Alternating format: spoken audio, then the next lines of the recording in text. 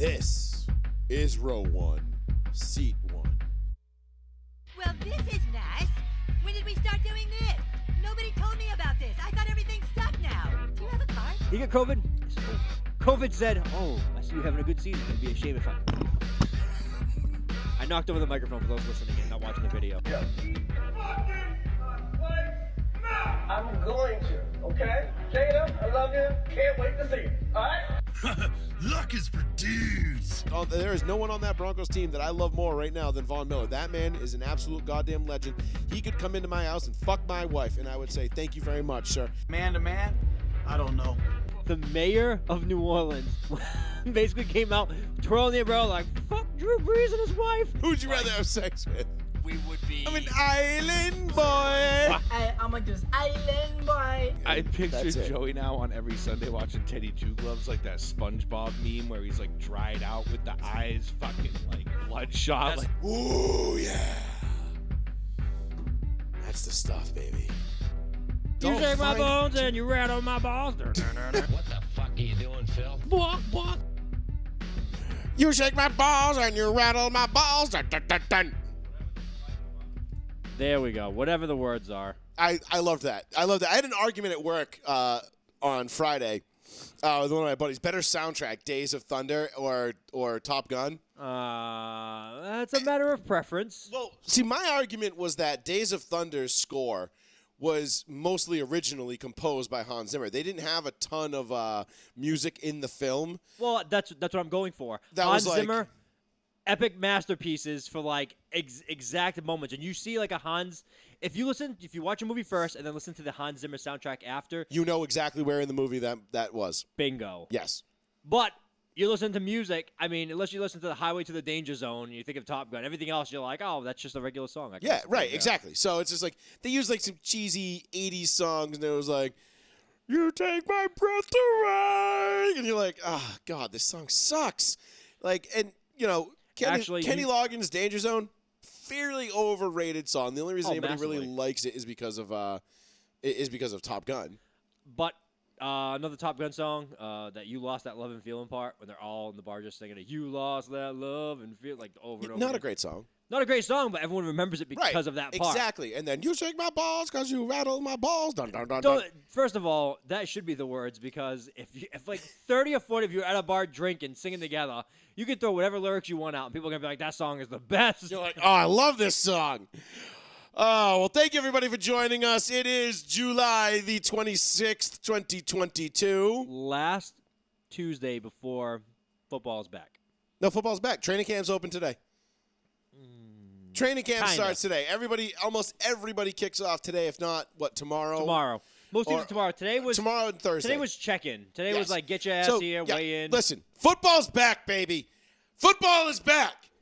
And not a moment too goddamn soon. I could not be more fucking stoked about the NFL returning because for the first time in 7 years, me, as a Denver Broncos fan, has something to look forward to. First time in 7 years. It's been a long 7 years. Okay? Listen, like, I like the Lakers and the Broncos. Okay? We really don't go that long without, doing something. At least being relevant. I mean, hey, I'm lucky to be in New England and Boston right now. Honestly, if this show took place in the 90s, I'm probably a miserable prick of a human being. I'm like, here comes Mo Vaughn, you fat shit. Hey, Mo Vaughn was the goddamn man. I know, but then they didn't win anything with I know. him. That's what I mean. You're like that fucking Nomar prick. But thank you for joining us. It is, first of all, happy Snowman Day, everybody. Oh, yeah.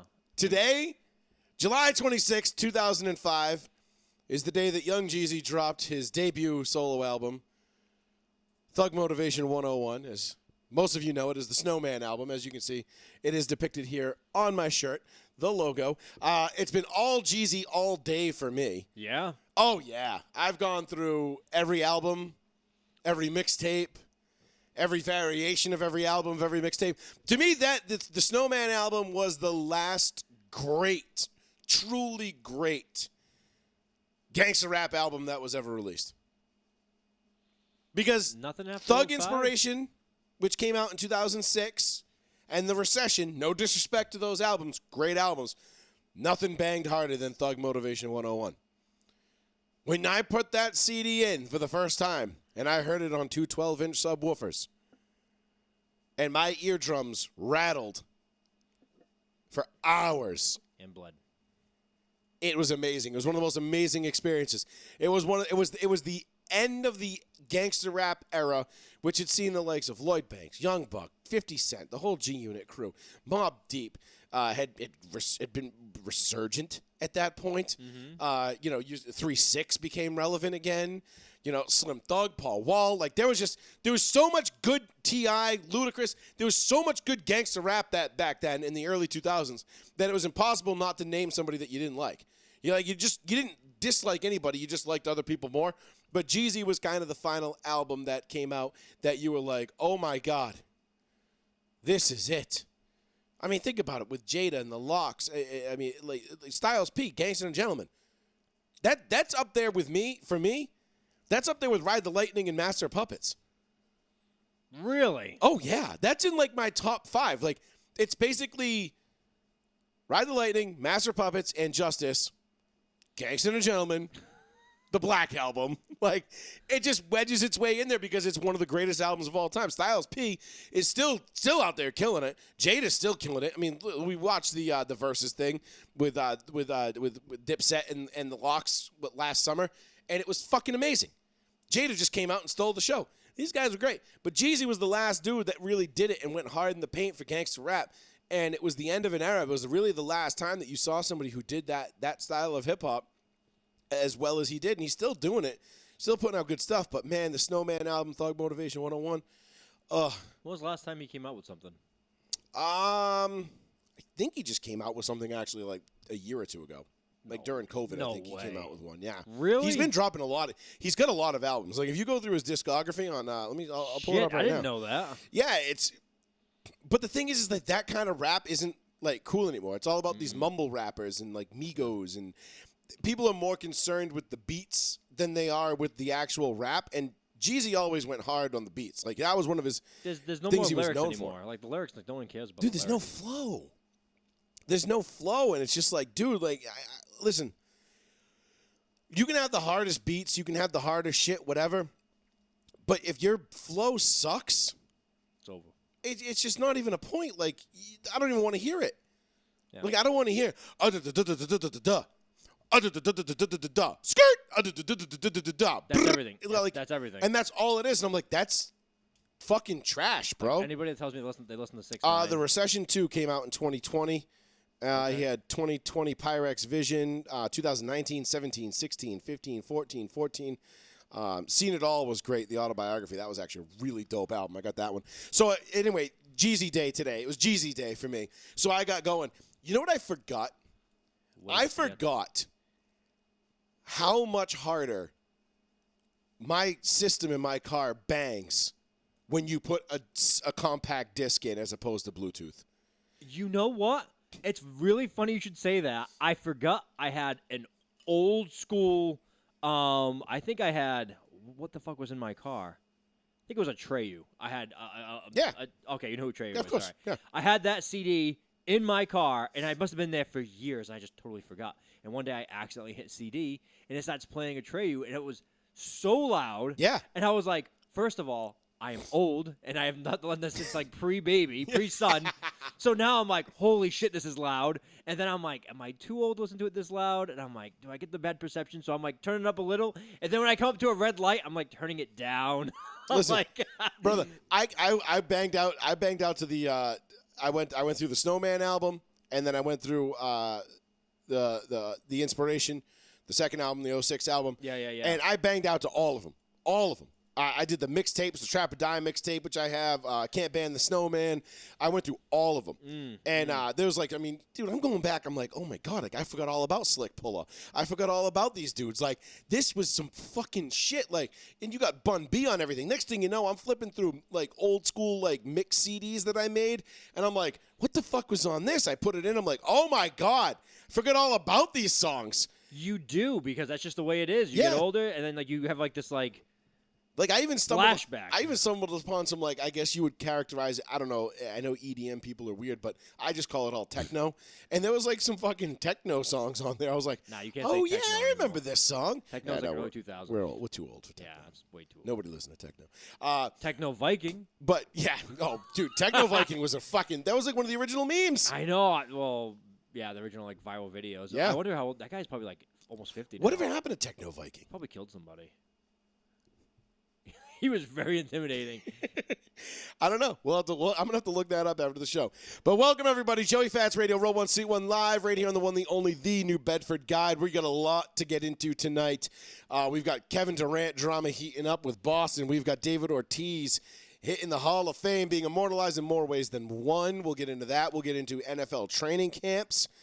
You have a shocked look on your face, so I'm gonna hold on, let you read whatever you're reading. We'll get into Aaron Rodgers' get up when he got to where he was going today. Looking, it's his thing now. He just, he does his training camp entrance look. Last year he had the glasses with the 8-bit office shirt on or whatever. Yep. Kyler Murray got paid. We'll talk about that, and We have a lot of opinions. Sean's got a great point on that. I'll leave it for him after when we get to it. Big WWE news: Vince McMahon Forced to resign. He retired. He but retired. he's forced to resign. Yes. But then I'm all about it because that means Hunter takes over. Hunter Hurst Helmsley, or Paul Levesque, his real name, takes over everything now. Triple H. Creative. Triple H. For those who are not in the Triple H. WWE, no. He's over creative, hiring, firing. He does it all. It's his show. And let me tell you, when he ran NXT like 3-4 years ago, it was the best shit out there. Because it was all like, it was like a little bit of Attitude Era plus like modern wrestling. Yeah. So he would like push the boundaries. He'd be like, oh, there's a lesbian. Maybe she's into this guy. Anyway, they fight about it. And then he's like, all right, we're going to push off a little bit.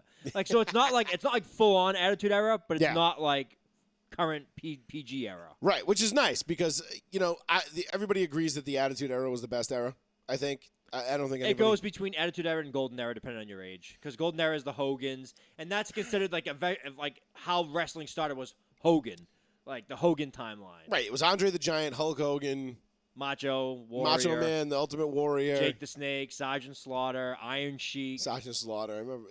yeah, fucking the Von Erich family before they all died tragically. Dusty Rhodes, the American Dream, Dusty Rhodes.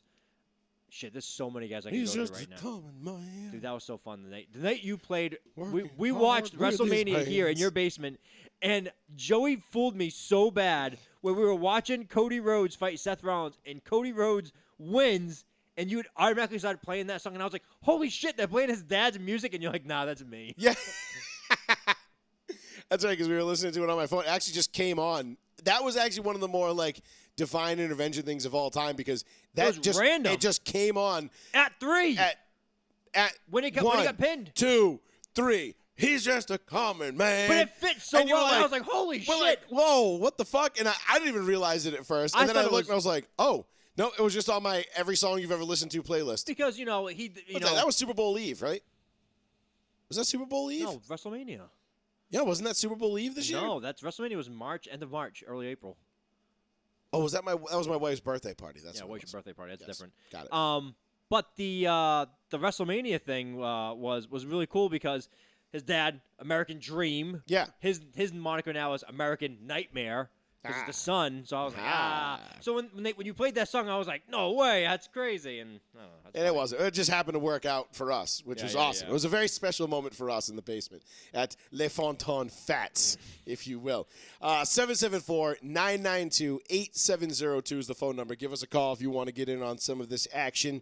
We're going to go all... We're all up in it tonight. We're not doing full-blown NFL predictions. Those don't come till Labor Day. You all know that. yeah, I don't want to do it because you never know with injuries and Well, that's the cuts thing. You gotta wait till training camp's over. I haven't seen anybody yet. I don't know what these rookies look like. I don't know what anything looks like.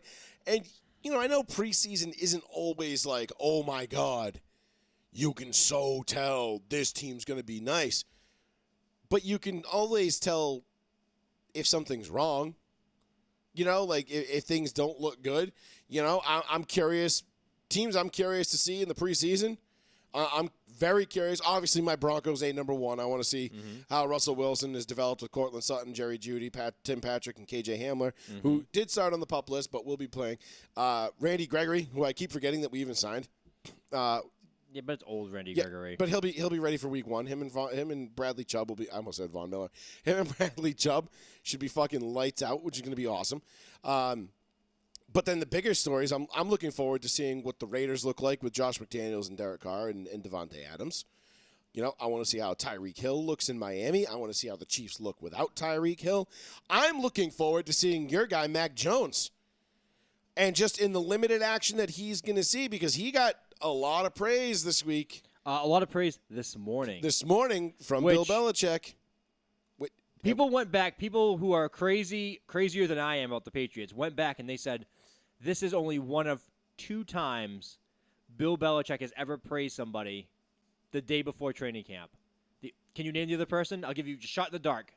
It's never been Brady. Praise somebody the day before training camp. Praise somebody for their off-season work ethic, how great they look, how in shape they were, because they already said he's already mastered this year's playbook from Patricia and Judge, and he's already giving his input, saying, I think we should get rid of this and do this. Was it a skill position player? It was not. Okay, that's gonna make it a lot harder then. It's good. It's Adalys Thomas? No, but that's a really good guess. Thinking who would play in front of Adalys? Well, Adalys played. Vince Wilfork? It was not Wilfork. Close. Go to the left. Was it our guy Jarvis Green? No, I wish it was Jarvis Green too. Big name, got traded at the end of his career like everybody else. Willie? Nope. Oh, Seymour. Right, bingo. Duh. That's it. Only I was Seymour. thinking outside and left. Yeah. 2000, the season before the 2003 season, he said Seymour has been. He said all this stuff. He's been in the weight room.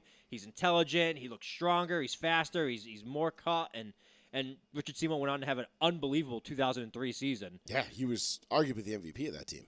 Well, that defense. Right to the Super Bowl, and then the whole Mount Washington when they brought in Ted Washington. Washington. My God, he was unbelievable. For the next 2 years, even the 2004 Super Bowl, Richard Seymour was unstoppable. He was the best 3-4 end in the game. Well, though I mean, you could say 03, 04, even 05, 6, 7. He was until he went to the Raiders. Really, he was unbelievably good. Even in the first 2 years in the Raiders, he was still good. One of the most, if not the most technically sound 3-4 end maybe to ever play the game. And he never gets the recognition that he deserves because he was an end in a 3-4. Because he wasn't a stat monster. He wasn't either. right, and he did what he was supposed to do, and that's why the Patriots constantly had a defense ranked in the top 3 every single year. But Belichick this morning, for those who haven't heard, went on a 2.5-minute rant praising Mac Jones. And that, for me, was eye-opening. First of all, I was like, don't get me this excited, Bill. Because if he comes out and has an average season, I'm going to be very upset. Sean, what have I been telling you all offseason? I know. The Patriots are going to be so much better than people are even beginning to give them credit for. And it pisses me the fuck off. Because you guys are going to have one shit season of Cam Newton, and that's going to be it. So you're going to be like, oh, we had one crappy season of Cam Newton and Mac Jones, and oh my God, we missed the playoffs. This has got so fire, Belichick. Oh my God. And then you got some fucking loser up there going, if we had Wes Welker and some Sam Summer and maybe a little bit of cheddar, this would be better. Mac Jones doesn't have any cheddar on his ball. That's the problem. And you're like, dude, shut the fuck up. Like, what do you know? I was never worried about the arm Mac strength. Jones is going to be better than Tua. He's going to be better than fucking Zach Wilson, although I'm really, really rooting for Zach Wilson now. Dude, a lot of people are. That's freaking hilarious. Listen, Mac Jones, Josh Allen, this could finally be like the AFC East rivalry that we've been waiting for 20-something years that we just never got because nobody ever stepped to the plate and challenged Brady. Fair enough. Josh Allen, though, I'm going to say it once again. Dude's going to stop running. I'm telling you. That clock can't be last forever. I know he's a big boy. I know, but he is a freak, dude. And the thing is, because I thought about this the other day while I was cutting the grass. Hand to God. Mm-hmm. I'm listening to, I don't even remember what I was. I think I was on my Master of Puppets kick that day. So I was going through all my Metallica stuff, and I was thinking about Josh Allen for some reason. And I'm cutting the grass, and I'm in my backyard, and I'm mowing the grass. I'm just like, he does need to stop running because he's going to end up like Cam Newton. That's my exact comparison. And two things, and then I corrected myself, and I said there's two things that are different between him and Cam Newton. One, he's not the mental midget that Cam Newton is. Josh Allen actually cares about winning, and Josh Allen actually cares about putting in the time to win. Josh Allen's not out there looking at hats and capris and worrying about Flying to fashion Paris. and fashion shows and all this other. Cam Newton was Agreed. way more focused on everything else. Cam Newton was the epitome of the guy that's just like, look, I'm going to show up and do what I do. And when that stops working, it's That's done. It. Yep. And that was what Cam Newton was. And I said that from day one when he came into the league.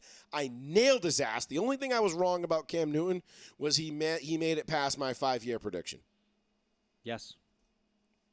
Only slightly. Had a great career. Don't get me wrong. I mean, it was a good career. I wouldn't say great. It was good. Well, he's great. He has great numbers overall. I mean, he never won anything. He got to the Super Bowl, though. He did carry that team to a Super Bowl by himself. He did have an MVP season. Yes, he I get did. it, but whatever. He got stomped out by the Broncos in the Super Bowl, and it was an embarrassing loss for him. I mean, I'm not putting him top 10 all time. I'm not even putting him top 15 or 20 all time. God, no. But I'm saying, like, still great numbers. Still great. Jesus great Christ, stats. I could name 15 guys better than him right That's what now. I'm saying. That's why I said 15, then I jumped to 20. Yeah, even 20. Josh Allen. Is he even top 32 all time? Is he even the best quarterback to ever play for the Panthers? Yes. He's the best By quarterback far. to ever play for the Panthers. Absolutely. I mean, I'm just saying. After that is Jake Delhomme. I don't know. I'm saying Jake the fucking Snake, bro. Jake the Snake did kind of the same shit that he did, just sans the MVP. He did. Got him to a Super Bowl. And you know what? Almost the Panthers were in that Super Bowl until John Casey decided to dick biff it out of bounds. Fucking retard. God, I fucking hate him for that. It's not his fault. I get it is, but Woosah. Anyhow.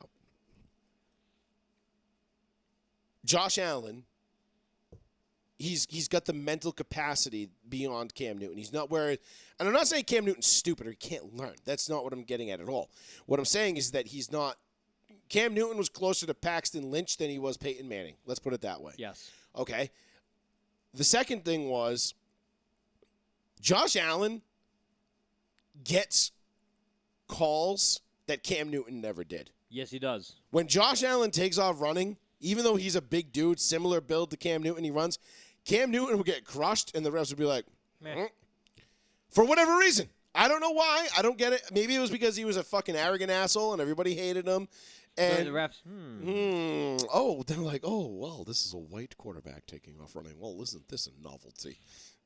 You're not supposed to be running. Like, he's not supposed to be running at all. Look at him. He's like galloping like a gazelle Through the plains of Africa. But you are very right that Josh Allen gets a lot of calls, which is just not a lot of calls, but a lot of calls that Cam Newton didn't. I'm just saying in a That's vacuum. what I'm talking about. Yeah. So because I Compared don't think Josh 1-to-1. Allen gets a lot of calls. I don't think he gets favorable treatment from the refs or anything like that. I'm just saying he gets more of those flags than Cam Newton ever could have dreamed of. I remember the season opener in 2016 in Denver, and Cam Newton got, lit the annihilated fuck up, and the refs are just like, "Stop running, They're faggot!" like, yeah, it's like sucks to suck. Like, what are you doing? Like, you know what defense you're going up against, right? And you're gonna do okay, like, and.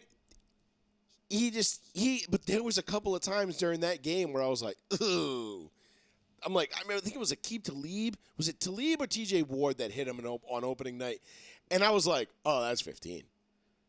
And there was nothing, and I'm like, he's dead. I mean, yes. That's how football should be played, but according to the rules, that should be 15 yards. Mm-hmm. And whoever it was should have been one step closer to being ejected.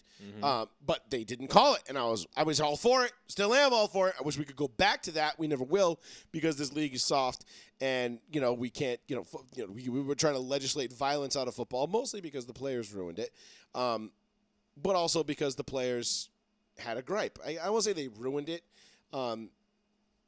with their concussion lawsuit, because the NFL should have taken better care of the players. Given the billions and billions and billions and billions of dollars that they make. They should have, and they didn't. They should and could and should take better care of their players. I'll always be player first when it comes to that.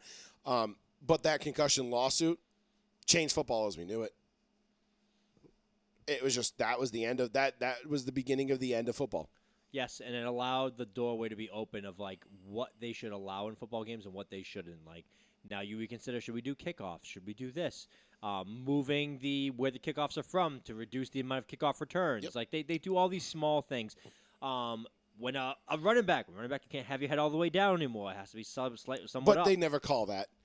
It's hard to call. In I know, and that's the thing. But they put these rules in, and they try to legislate these violent hits out, and they put these rules in, and all it does is just open up the door, like you said, open up the doorway for more gray area. Yes. So there's more subjective calls, Always. more bullshit, more dumb shit that you're like, And there's something. okay, I don't know. Was that a penalty? Could be, couldn't be. Now we're moving more into NBA territory than we are NFL territory. Bingo. And we have still not seen plays in which discussions will happen that will change rules going forward. Something will happen where a quarterback will be standing up, get hit, and they'll make a new rule of it. It's bound to happen. Well, we saw it 2 times in recent memory with Tom Brady and Terrell Owens, where they changed the rules because of 2 players getting hurt. There's another one too. There's 3.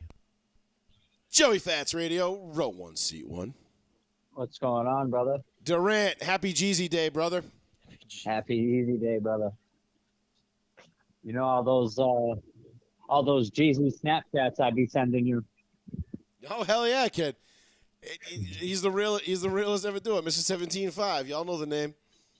Absolutely. No, I wanted to call quick because they actually did call that on my boy Josh Jacobs last year. He literally truck sticked the dude off the TV screen. And oh yeah, I've seen it called before. But it's not but all it's, the time. But it's rare. You see it happen 4, 5, 6 times a game, and you're like, Meh. well, if we're calling this by the letter of the law, absolutely. that's a foul. Absolutely. But they only call it like once in a great while. It's almost like one of those things they call just to remind everybody that, like, hey, we're here to do this fair. Like okay? holding, Yeah. just holding Right. all the and time. like they do on the hits, they go on, let's be real, they're going on if it's vicious or not. If Well- it's vicious, the flag's coming out. Listen, if you're a skill position player and you get hit by a defensive player, no matter what position they play, if it's a big hit and you hear the audience go, oh, like a big groan, the referees throw the flag every time. Even if the guy Yeah, hops right up, and absolutely. even if the dude hops right back up and he Absolutely. goes right back to the huddle, they're gonna be like, oh, that was spiteful or malicious. And the guy's like, I'm just hitting him to stop him from the play going on. Like I don't know, it's weird. It sucks. Yeah. But Durant, it is. I think most of the Raiders players checked in this morning. I think their training camp starts Thursday, or is it tomorrow? I think you might be right on the Thursday. I believe Thursday everyone reports. Yes. Thursday's the last day. Thursday's the last day, but I think whatever reason, probably the Heat in Las Vegas, whatever it is. But I think the Raiders are like check in today, tomorrow, and their first practice is Thursday. How you feeling? Day or 2 before the Raiders get their first practice in. Pretty good. I mean, most people would think I'm looking at the offense, but I'm trying to keep an eye on the defense and see, I don't know. You know, we added, The Raiders are already there. Oh, they're already starting? July 20th, the Raiders reported. Veterans. July 18th was rookies. July 20th was veterans. That's right. Yeah, we knew this last week. Yeah, but Yes, I think because- Thursday, like Yeah. Sean was saying, I think the whole team reports on No. Thursday. It was like, as a whole. it was last Thursday because I remember they were. But not practice, though. I remember listening to the radio last week because they were one of the first teams to open up. Yeah, but not Yeah, for I think us practicing. in Jacksonville. Yeah, you were guys were early. the first 2. It was last Thursday.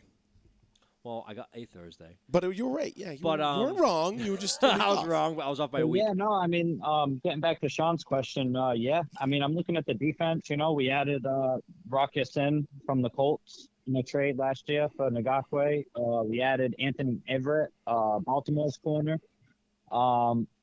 We have Trayvon Mullen who's hurt right now, but I feel like the corner room is decent. I mean, if you put on the tape of Everett last year with Baltimore, I mean, there's plays of him, manning up with Tyreek Hill, man to man. It's, looks like it'll be all right. So, and then of course, you got Chandler Jones, Max Crosby, going to be rushing the passer for us next year.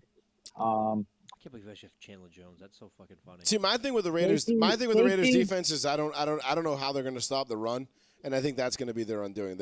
You got 2 good pass rushers, and you got a decent backside. Denzel Perriman was a beast last year for us. He got racked up a bunch of tackles, got the Pro Bowl nod. I know, but weren't they dead last against the run in the league though, or like 29th? We were pretty bad against stopping the run, but he was a big part of giving up really, really big plays. We had a lot of tackles. Perryman in a vacuum is a great player. I like I mean, Denzel we paid Perryman a a lot. Carolina 6th-round pick for him, and he comes and makes the Pro Bowl. last year. Yeah, no, I like him as a player. I just don't know. That's a score for a I don't team love that's that been unit. lacking defense for a while.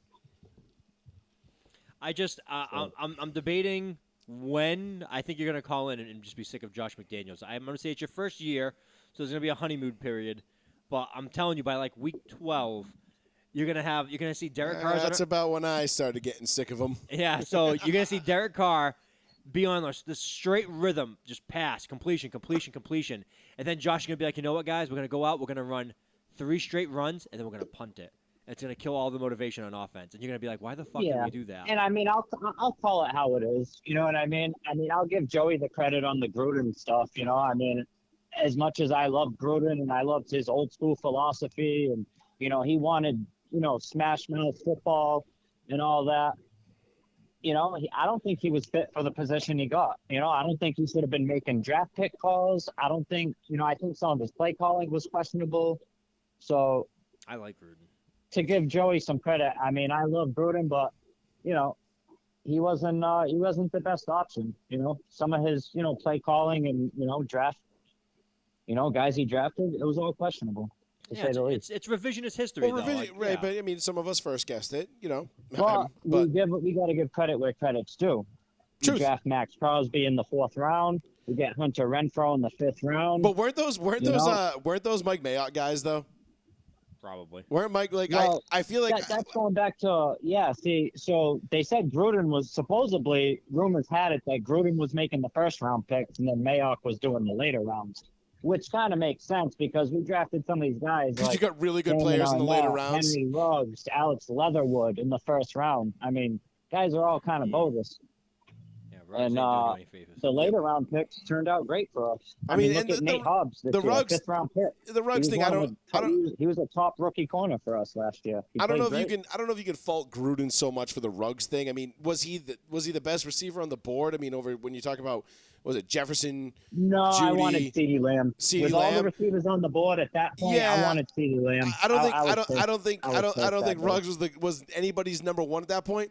But at the same time, it's not like Gruden could have foreseen him, killing somebody DUI. To say the least, I think we still missed on that pick, though, Joe. You know what I'm saying? Oh, no, I agree. I agree 100%. The stats proved it, too. He had like 400 yards and 2 touchdowns. I agree. I think you had guys like Jefferson and all these other guys balling out, and Ruggs was bogus. But yeah, it was a bad pick. But I still think like Ruggs would have been a viable receiver in the league had he not fucked up and landed himself in jail. You know what I mean? Like, I still think he was a good talent. I just was he the number 1 receiver in the draft talent? Hell no. We all knew that. Yeah. We were sitting here watching the draft like, what the fuck is that? Yeah. And I was gassed. Getting back to Sean's original question, though, I mean, I feel pretty good. We have Derek Carr, and Carr's in the driver's seat of this team. That's all there is to it. So, I mean, I don't think McDaniels is going to be as bad as you guys might be thinking. I think, McDaniels is going to draw up his plays, but Derek Carr is going to have the freedom to change plays and, do what he does. He's done it. He's done it year in and year out. I worry that if the 49ers actually do cut Jimmy Garoppolo is going to have 2 choices. He's going to first to go see if Seattle will make him a starter, and then if Seattle's not going to make him a starter, he's going to have to choose a backup. I wonder if he's going to try to go to McDaniels, who really helped him the first part of his career, and try to go be a backup in Oakland, God damn it, in Vegas. It'll always be Oakland, God damn it. I think McDaniels knows. I think he knows what he has in Derek Carr. I think he knows as much as I know. I hope you're right. I mean, I'll leave it at that. Because he had Jay Cutler, and he's like, get this guy out of here. I thought he knew what he had in Jay Cutler too, and he decided Kyle Orton was going to be better for that. He makes weird decisions. Yeah, but Derek Carr is different, man. Derek Carr is probably the hungriest quarterback in the NFL right now. I think he's hungrier than any of the other 31 guys. He may not be the best guy. That's fair to say, absolutely. And I think my guy's clutch, man. I mean, and considering the situations he's been in, I mean, we're going to see now. His best wide receiver he's ever had was Amari Cooper. Let's put that into perspective. Yeah, that's the best guy he's had. He's had to go through it with guys like, which he actually did good with Aguilar. I would say couple I would years I would ago. argue Hunter Renfro's the best receiver he's ever had. Now. No, I would argue that. Yeah, I'd argue 'cause he Hunter has a- Renfro is better than Cooper. Yeah, I would say definitely. But I would say like Devontae Adams. Devontae Adams is the best receiver he's ever had. Should Period. put End up of good story. numbers for him this year. I think the Raiders' offense is going to be fine. I don't think the Raiders' offense is going to miss a beat. I think they're actually going to be better than they were last year. That being said, that defense gives me a lot of pause, and I think the Raiders are. I mean, I'm not going to throw out an official prediction yet, but I think it's going to be them and Kansas City competing for 3-4 in the division. Yeah, there's no way, brother. There's no way you add the best receiver in football and you go backwards. I just don't see it. We won Durant, 10 games last year, Durant, and it was a circus. What's our mantra on this show? What have we been preaching for the last 8 years, 9 years on but this show? I think Wide that's changing. receivers- I think wide receivers don't win you receivers Super are Bowls. winning you Super Bowls, Joe. You know, the Buccaneers won because they had 3 stacked receivers in the lineup. That's tough to handle. They had a great offense. Period. End of story. And they also had the best defense in the playoffs that year. I mean, let's not And that forget. was enough. Let's not And that forget was enough Shaq to make Barrett the was about Chiefs to win the have been MVP if it dominant wasn't the for Tom last 4 Brady. years. Say again. That was good enough to make the Chiefs look like nobodies. What, that defense? Well, the Bucks defense, yeah. Yeah, that's what I'm saying. The Bucks defense was disgusting that year. They got healthy at the right time and they caught fire going into the playoffs. I don't think that. I mean, listen, Mike Evans and Chris Godwin were good, and they're great. They're great players, but no one looks back at that Super Bowl and remembers anything that Chris Godwin or Mike Evans does. But I'll tell you Not right even now, close. what you remember is Shaq Barrett chasing and Dominican Sue and Jason Pierre-Paul and Winfield. Like there's your big guys. I kind of discredit the Chiefs' banged up O-line.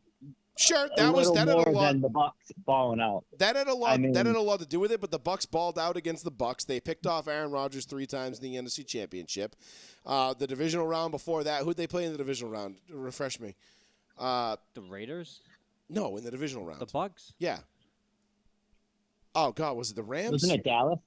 Was it Dallas? Was it Dallas? I forget. It doesn't matter. I don't remember. But I just remember their defense being absolutely stellar. No, I think it was Washington football team. It was that. Well, no, that was the first round. Oh, okay, you're right. The first round. That was the first round because they got what was it? What was the quarterback there? Was it Caleb Haney? Might have been Alex Smith. I thought it was Cullens or something like that. Something like that. I forget. Hold on, I'll check it right. I thought it was Alex Smith that year, no? No, Alex Smith was not done that. by that. I think it was Caleb Haney. You might be right. It was a one-off guy. It was. Oh, I know who you're talking about now. I just can't get the name in my head. I know who you're talking about now, bro. Let me see here. Yeah, because they lost wild card Saturday. 2-yard rush. Taylor Heineke, that's what it was. Taylor Heineke. Oh, Taylor yeah. Heineke. He came from the XFL. Heineken. Yeah, Heineken. Right. We all thought, we were like, oh, this kid's going to be good. he put up 306 in a touch in that game on 44 attempts. And they actually played pretty well. They lost 31-23, but that was a closer game, I think, than anybody Actually, it came down to the final drive because technically if they scored and got a 2-point conversion, it's tied up. Oh, it was New Orleans was the divisional game when they picked off Drew Brees 3 times. Duh. And all the forced fumbles and all the Yes. dumb shit. Yeah. Gotcha. So yeah, I mean, I don't know. My thing is this, Durant, is and I've said this going back to forever. Look at the top 5 wide receivers of all time in NFL history. Only one of them's got a ring. Yeah, I just think if we're going based off last year, the Raiders were a throwaway from going into overtime with the team that went to the Super Bowl last year. So, I mean, I like my chances going into this year. And you add Devontae Adams to all that, we didn't really lose nobody. Listen, I'm not faulting you for being gassed up going into this year. I'm not even. Listen, if I'm a Raiders fan, I'm right there with you, bud. I'm right there. You got Devontae Adams. You felt like you were close last year. I just don't think the Raiders were as close last year as people think, and I think they're overrating the Devontae Adams signing in terms of how it's going to impact wins and losses. Offensive production, yes, that will increase. However, I don't know with the defense with that defense, and I know they got Chandler Jones. Everybody keeps talking about Chandler Jones. I don't know with that defense that it's going to translate into wins and losses. I could be wrong. It's happened once He's coming before. for Russell Wilson. He's but coming for Russell Wilson. listen, He brother. thought he could escape. Danger Russ is I'm telling you, man, this is going to be. You know, he sacked Wilson more than any other quarterback. Well, right? he played him twice a year, isn't the entire time he was in Arizona. So. Yeah, but it's still a cool little stat to. I mean, it's good. Yeah, it's there. good to throw out there, but Russ hasn't played behind an offensive like this since probably 2013. So. And listen, to counter, man. I mean, I've said this on other shows. I'm worried for your Broncos, man. I think you guys are dead last in the division, and it's not even close. I could not disagree more. They've got the best. I mean, your top pass rusher is in Buffalo now. Well, he wasn't there last year either. He wasn't there last year either. And we still had the number 3 defense. Yeah. And that was with Teddy. And that was with Teddy Bridgewater not keeping us on the field. Didn't have a problem picking apart that defense twice last year. I mean, if we could have moved the ball, I'm fairly certain we would have beaten the Raiders. I'm not really concerned. The Raiders don't concern me. It hasn't happened in the last 2 years, brother. I mean, I've been saying it on the show for 2 years. I thought it was going to be Rodgers was going to be a Bronco. It really felt like that. And then they kind of pivoted and got Russell Wilson anyway. I was like, damn, that offense is ready. Like, that offense, all they needed was a quarterback. So I'm very nervous about Denver's offensive potential. Defensively, they always have a very good defense. And, not to discredit you, but you're right. The Raiders actually handled Denver pretty well last year. But they beat us by 14 points combined in 2 games. I know, but to Joey's credit, when your defense is always on the field, you're fucking tired. They're like, shit, man. Like, you guys got to score something. We can't just be out here. The Raiders non-stop. scored 17 points in Mile High last year, and we still couldn't beat them. Because Teddy Bridgewater can't complete a forward pass. Teddy Bridgewater sucks, and we all know that. The worst. And I said that coming into last year. I worry. If Drew Lock started 17 games for us last year, at worst we split with the Raiders. Well, listen, I'm saying the worst case scenario this year is that I feel because Russell Wilson has been limited in Seattle the last couple of years, I feel like with all these offensive throwing weapons he's going to have in Denver, that he's going to go for 5,000 yards pass and he's going to go for like 30-plus touchdowns. I just feel it. Because it's one of those matchups. It's like he wanted to get out of Seattle. There was already. I don't see it. There was already. I think this is all going to fall on Russell Wilson. Well, it might. If Russell Wilson goes out there and sucks, then I'm going to be the first to laugh. If we didn't have potentially the second or third best running back in the league right now. Oh, fuck off! You don't know. In Pookie, then I would definitely agree with you. But the fact that we've got the 1-2 punch of Melvin and Pookie back, and Pookie's the clear-cut number 1 guy. I forgot. And we have Melvin. We have one of the best offensive lines in the league. We had one of the best last year. We've got we have a top 5 defense, a top 3 defense from last year, if you want to be specific. I don't know who that other guy is you mentioned, but I'm pretty cool over here with Josh Jacobs and Kenyon Drake. You don't know who Javonte Williams is? Javonte's second-year guy. Oh, Javonte Williams. You called him something else before. Pookie. That's his nickname, Pookie. It's a weird-ass nickname. Well, if you don't know, you're going to know. Everyone's on that fucking train right now. We got about. We could say also running backs don't win your Super Bowls. So. They win you a hell of a lot more than wide receivers do. I can promise you that. They're all replaceable. I don't know, man. In a passing league, the way the game's evolved, I may have to disagree on that one. Yeah, I'll take Kevin Falk over Randy Moss any day. Let's put it that way. My boy. Yeah.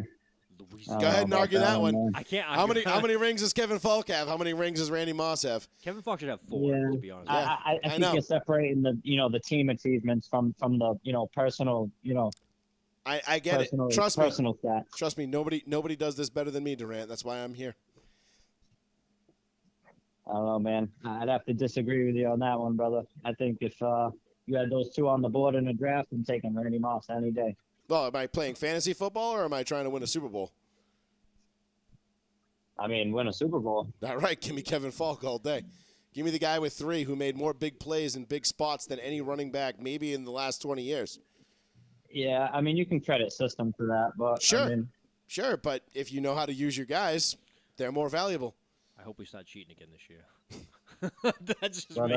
Yeah, man. I think the Raiders, without a doubt, we're going to get 11, 12 wins this year and make a playoff run. Well, hell, I My going. prediction last year was 10 wins and a playoff win, and we came up a little short. Considering the whole circus, I mean, I'm looking forward to this year a lot. Hold up. For a whole lot of reasons, but one of the reasons I'm looking forward to this year, Durant, is this phone call every Tuesday. Wait, during football season. Do you not hang up?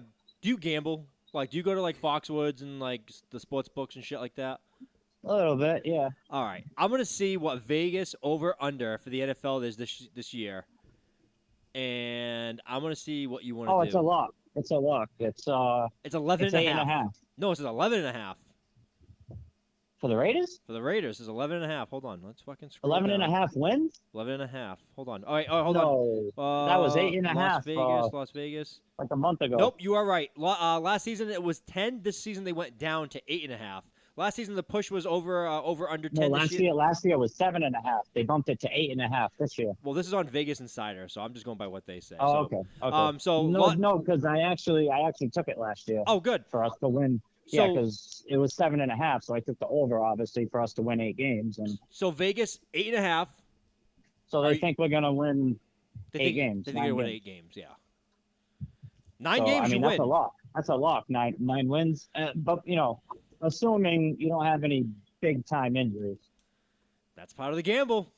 Well, that's the part of the gamble. But when we talk about wins and losses on this show, especially preseason, we assume everybody's going to be 100% healthy the entire season, which we all know we can't do. But this isn't the NBA, right? Okay, we don't know, like, unless it's Jimmy Garoppolo. Like, Jimmy Garoppolo is going to get hurt. Just like Anthony Davis is going to get hurt, Kevin Durant's going to be hurt, so on and so forth. We all know that these guys are going to get hurt at some point. The NFL is a little bit different because there's a lot of freak injuries. Denver is third predicted for most wins, according to this betting site. Third. Third in the NFL. In the NFL. Buffalo, Tampa Bay, 11.5 games. Denver, 10.5. 10.5 with Dallas and Green Bay. Hammer that over, baby. Hey, Patriots 8. I'm gonna go over. Give me the over, dude. I'm gonna go bet $500 tomorrow. Yeah. I hope my wife is not listening. I'm gonna go bet $500 tomorrow. Yeah, for seriously. 8 games. Shit.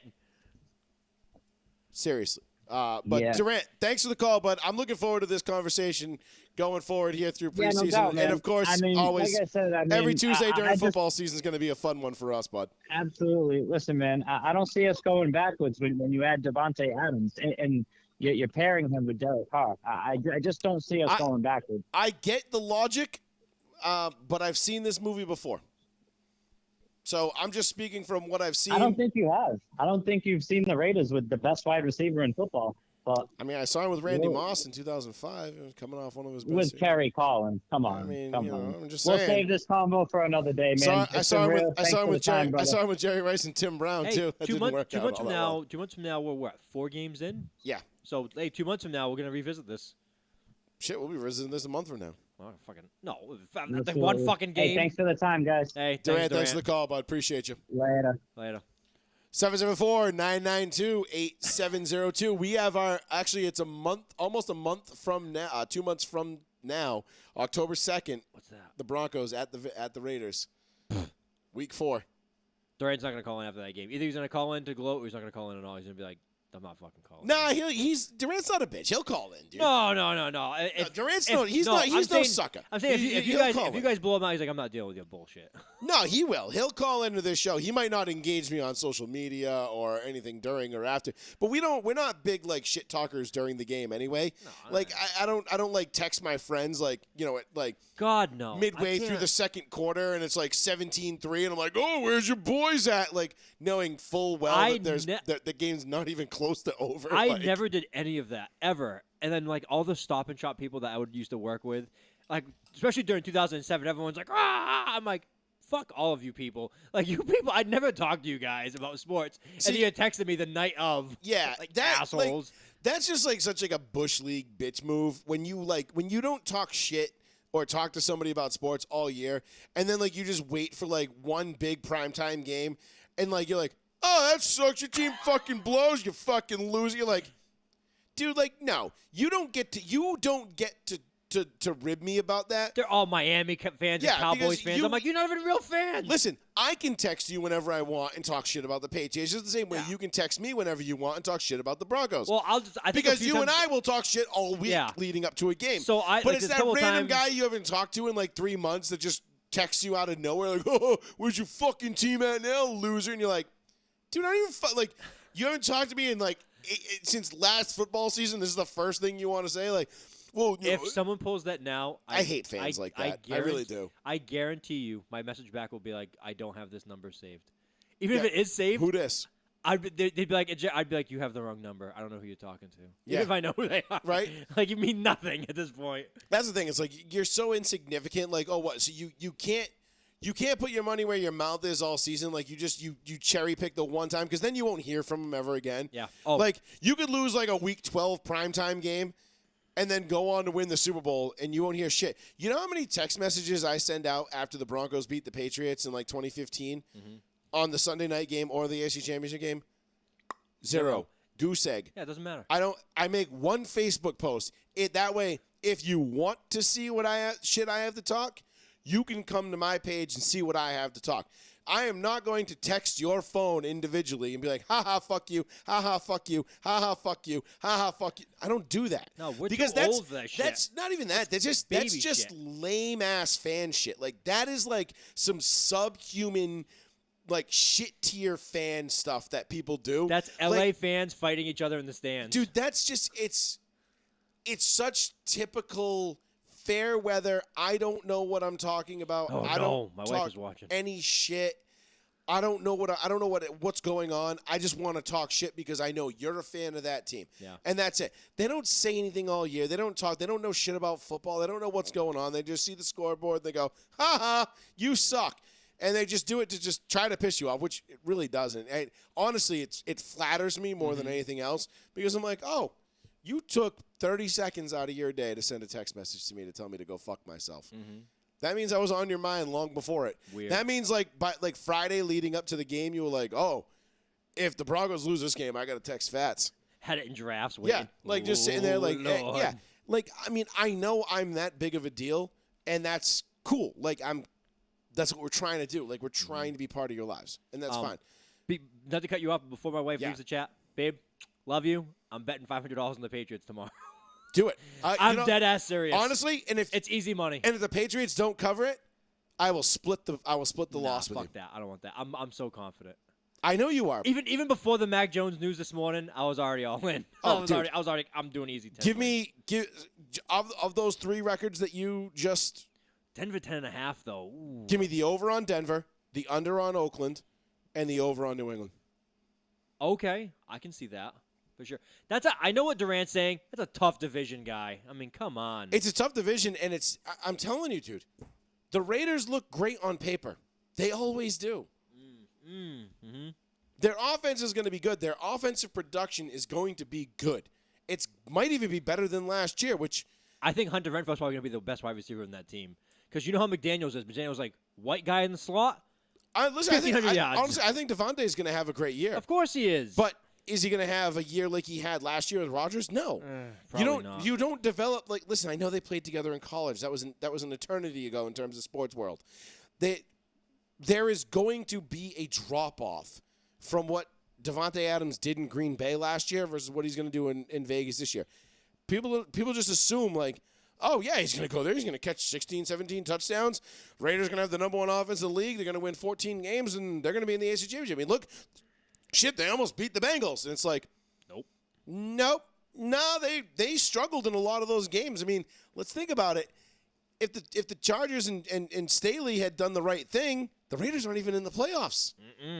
So, like, and that was one of the most easy calls ever to make. So you were that much on the cusp. I mean, and I did have I had the scores flipped. The Raiders scored. They won 34-24 in Denver last year. 10 points. And then they won 17-13 in Vegas. 4 points. Yep. So 14 points. So it was a cumulative total of 14 points. I just had the locations Dude, flipped. that's nothing. Dude, the Patriots. Absolutely nothing. The Patriots make a field goal. They beat the Buccaneers, and they make one pass. They beat the Dallas Cowboys. What do I say every year?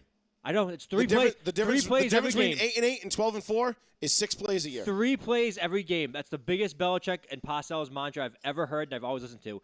They said you go back and pick any 3 games in NFL history. There's 3 plays in that game that change the outcome of that game. Every time. Every single game in history. Every single time. It never fucking fails. 774-992-8702. We're talking training camp. We got Raiders, Broncos, AFC West. We're talking Patriots. We're going to do a little bit of Celtics. We're going to get into some KD stuff. We're going to get into some David Ortiz. We're going to get into Kyler Murray. We'll probably keep it right here for that coming up next. What else did we have? We had something else, too. That, Kyler Murray. What am I missing? I'm missing something, but it doesn't matter. David Whatever. Ortiz gets in. So, check it out. Well, let's keep it in the NFL for right now. Let's talk about this Kyler Murray contract, Sean, because you said it perfectly the other day, and it's something that we say on this show all the time, right? We say when we talk about the Cleveland Browns, the Jacksonville Jaguars, the Carolina Panthers, right? Why do bad teams stay bad? Stupid moves and stupid decisions. Because they pay people like Kyler Murray ridiculous, absurd amounts of money. And then they have to put clauses into their contract that demand that they go home and study their playbooks. That's bad. Could you imagine having to tell Tom Brady or Peyton Manning, hey, big game coming up this week, okay? Go home, get your nose in your playbook. We're going to know. Get the film up, okay? It's on the iPad. Go do it, kid. And you'll be like, whatever, man. Like, damn. Like, why are you always riding me? Like, why are you always riding but is that not like is Kyler Murray not like the epitome of this generation right now, though? Like, he's a smaller, midgy-sized version of Jamarcus Russell. Love it. Think about it. Love it. He's a more athletic Jamarcus Russell. If Jamarcus Russell had the athleticism of Kyler Murray, he would have been this successful too. If Jamarcus Russell is a full-size Hershey's bar, Kyler Murray is a Halloween treat. The one piece. He's the bite size. Yes, the bite size. Thank you. When he does a cannonball, it goes bloop. Bloop. Oh, my God. First of all, Kyler Murray, absolute worst offseason you can ever have. This has been ends last year with a horrible second half. Who had the worst offseason? Kyler Murray or the Arizona Cardinals? Oh, this is the chicken or the egg conversation right here. So you have Kyler Murray has a horrendous second half of the season. They go nowhere. Gets to the offseason. His agent puts out the most ridiculous demand for money, all in caps lock, screaming, my client deserves the money. Like he straight wants Paul the money. Heyman status. My client. The agent watched Jerry Maguire, and he's like, that's what I'm doing for my client. Also, the Cardinals as well. So the agent watched Jerry Maguire and said, I'm going to send a shouting message at them, demand he gets paid, demand he's not going to play until he gets paid.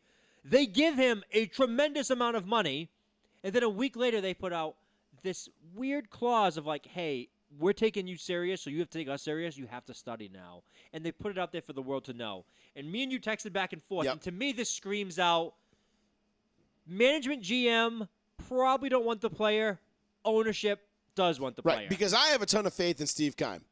I think Steve Keim is one of the best GMs in football. I think he's top 5. He was right up there with he was right there with Jesus Christ with Elway, with what's his name from Philly. It was Steve Keim, Bill Belichick, Andy Reid. Like those were kind of smart like decision makers. Your top 5 guys that were there at the time, like 3-4 years ago. Now things have shifted a little bit. I still think George Patton is one of the best. I still think Andy Reid and Bill Belichick are 2 of the best because Andy Reid letting Tyreek Hill go. Yeah, I think the Chiefs are going to take a step back this year. Well, no, Andy Reid is. It won't be long. It's Veach. Veach makes the decisions. Right, there. but it won't be long. But Andy Reid always has a say. I know. It won't be long before the Chiefs are Tyreek who? It won't be long. That being said, Steve Keim was always somebody I held in very high regard, right? As a GM, I always thought he was one of the best, if not top 2, 3 in the league at times. So when this news came out, and you and I started going back and forth through text message about what the fuck is going on, how are the Cardinals doing this? And we find out about the extension, simultaneously find out about the stipulation within the contract that he's required to do 4 hours a day of personal study time. Well, the Monday following, or it could be Tuesday if it's a Monday night game. If Or yeah, it's a day after. but he has a mandatory minimum of how many hours he has to spend 4 studying hours. the fucking game. This is your job. Your one fucking job is to go out and win football games. How the fuck do you think you do that? Do you think Peyton Manning ever fucking took a night off? Do you think Ed Reed and Ray Lewis just said, yeah, we're playing Tom Brady this weekend, and Bill Belichick, you know what? We don't need to watch fucking film, guy. Come on, this is a bullshit. Let's go to the club. No, that's some. You know what that screams to me is that he is a 5'7" version of Paxton Lynch. He's immature. Immature, doesn't care about winning, doesn't take it seriously, only looks at it as a job. Yep, That's it. and the Cardinals are going to rue the day they gave him this extension. Absolutely. And Steve Keim, unfortunately, is going to be the one to fall on the sword for it, and he's going to get fired. But I hope, and I'm sure he knows, and I'm sure everybody in the inner circles around the NFL know, if he didn't want this or this was not his decision, that it'll be known, and he'll land on his feet because he's very good at his job. That being said, did they put a stipulation in this contract that like he has a bedtime, that he has to eat all of his broccoli when he sits down to dinner? You have like, to wonder. This is like literally like you have a 5th grader and you're holding their hand type shit. Yes. That's not what I want out of my quarterback. And we heard the stories last year. Yep. From what was his name? The backup quarterback, blonde hair kid. Was it Colt McCoy? Oh, Colt McCoy. Yeah, of course it was. Colt McCoy, who was like, he would throw an interception and we'd be like, bro, the game's not over. It was like 6 minutes into the first quarter. There was a whole video okay. on it. There was a whole video. Yeah. And Colt McCoy's like, hey, that interception means nothing. We just get the pick back. And he's like, nah, fuck that, man. He goes, it's over. And it's like, and Colt McCoy's like, looking around like, is this guy serious? and he's like, wait, you're mic'd up? Yeah. Like, he's like a little shocked. He's like, you're mic'd up and you're because saying this? I don't think Kyler Murray is a serious consideration for an NFL quarterback because he always Absolutely knew he not. had both. He had baseball. He had football. He could do whatever he wants. And Another Drew Stanton, if you remember Drew Stanton. oh, of course I remember Drew Stanton. Next big thing. Michigan man. Yep. The The Cowboys. Yankees. Cowboys, Jerry Jones, the Cowboys and the Yankees want him. Who's going to get the better? Who's going to get it? And he ended up did playing for both. both. Yeah, and it was just like, nope. He wasn't great at either. He was a great athlete. Don't get me wrong. I mean, it takes a hell of an athlete to be able to play professional baseball and professional football at any level. He was a great third-string quarterback. I'm saying listen, just to be a third-string quarterback, you got to be pretty fucking good to get in the NFL. Even if you're a backup third baseman, you got to be pretty fucking good to get in the MLB. This isn't like, my softball league where it's like I can go down and hit a couple of bombs and some team's going to be like, we'll take a flyer on the fat ass, whatever, who cares? Yeah. No, this isn't that, brother. This ain't that. This is real deal shit. So when Kyler Murray comes into town, he comes in pouting from day one. Like, it seems like, I feel like it was like almost instantaneously. It was. He started bitching about his contract. He was drafted first overall. The same that he was drafted, people made memes of him on a step ladder holding up the jersey. Immediately. That was like his draft card. People were like making cards of that, like as if it actually happened.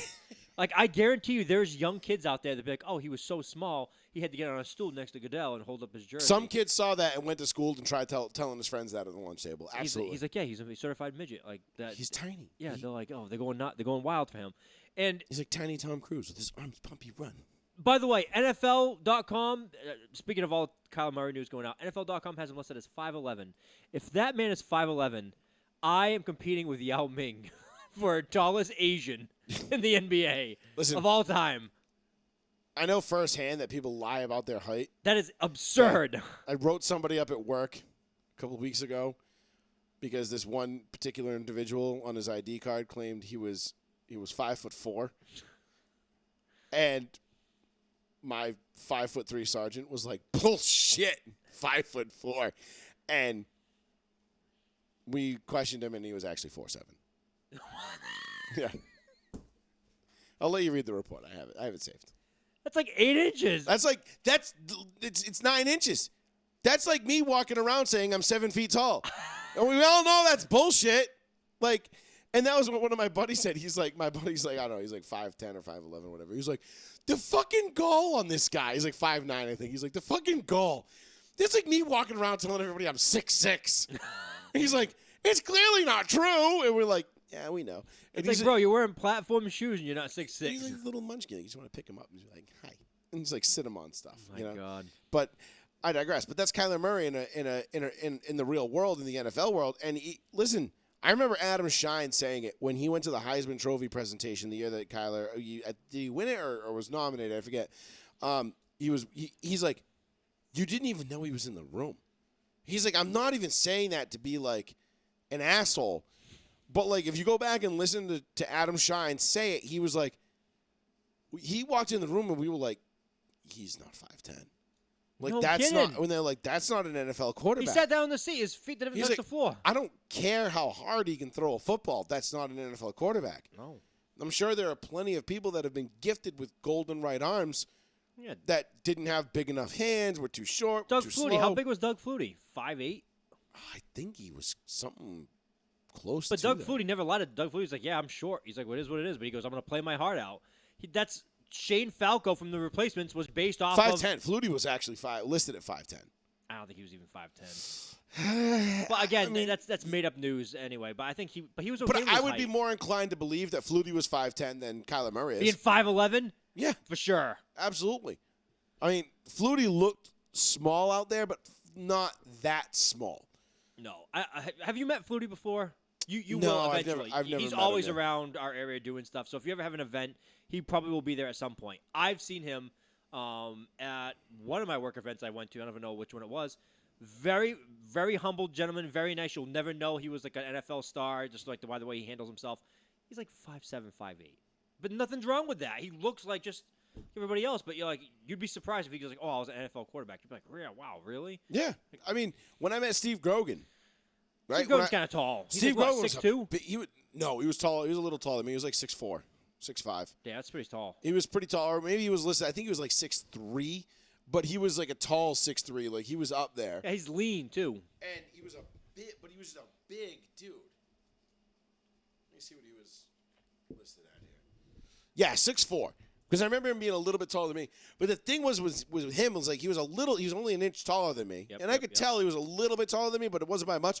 But when I shook his hand, Gigantic. I don't have small hands by any means, and it just enveloped mine. I'm like, whoa, like Wild, I right? get it now. Yeah. Like, and it was one of those things. His finger and his thumb are touching around the football. You're like, all right, E.T. Yeah, right. And I mean, wicked fucking nice guy. Super fucking cool. That was one of my favorite Yeah. interviews I've done off of this show.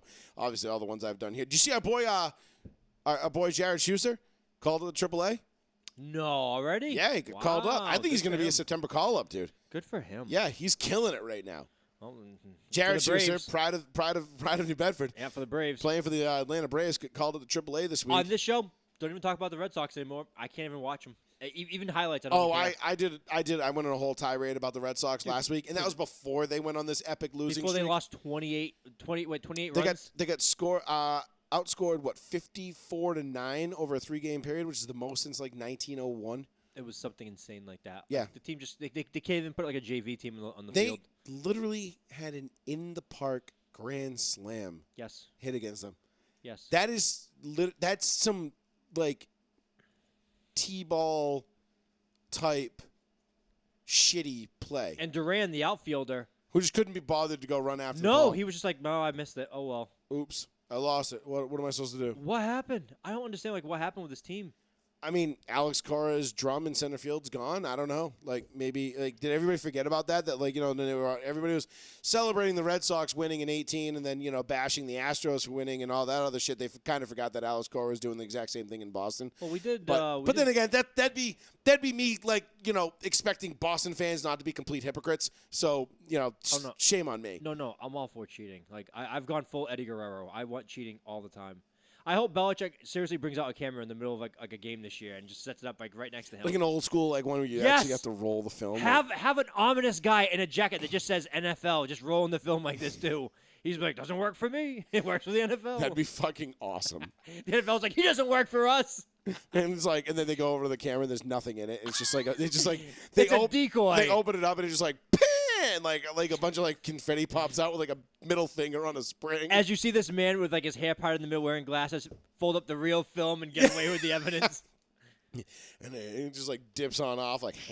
Belichick in the offseason. Deception. That's his whole season.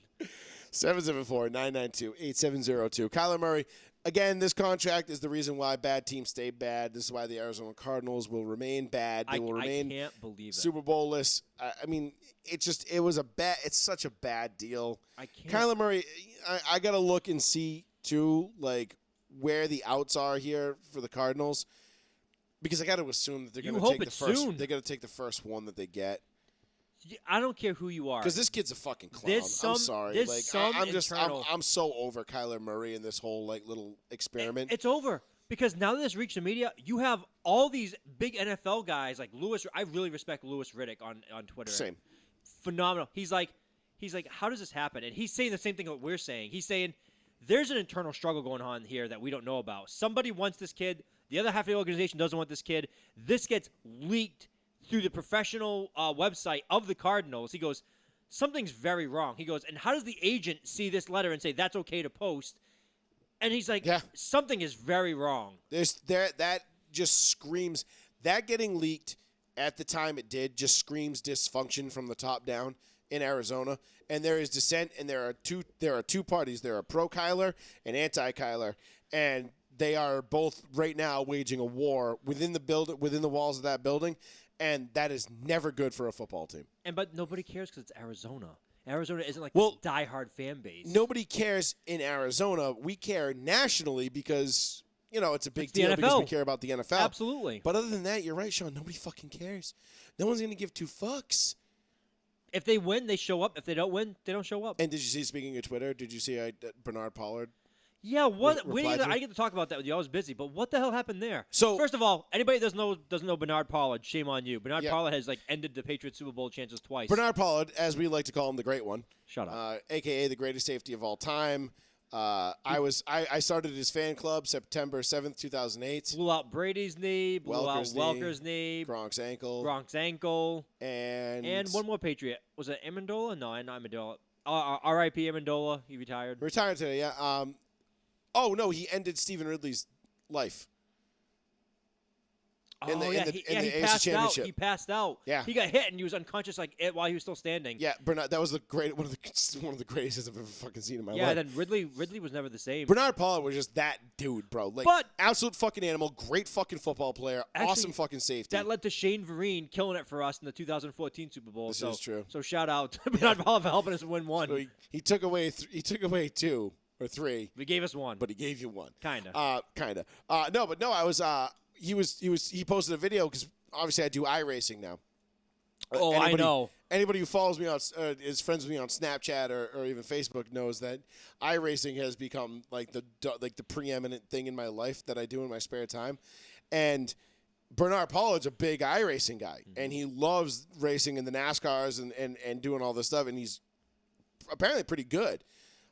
He's pretty good at it, and he posted a video about venting his frustrations about people just not knowing how to race, basically, not being able to see what was happening up ahead of you, having piss poor vision, and you're like, okay, fuck, I got into a little bit of a wreck, but I should be okay, and then all of a sudden, wham, and you get rear-ended because somebody's not paying attention.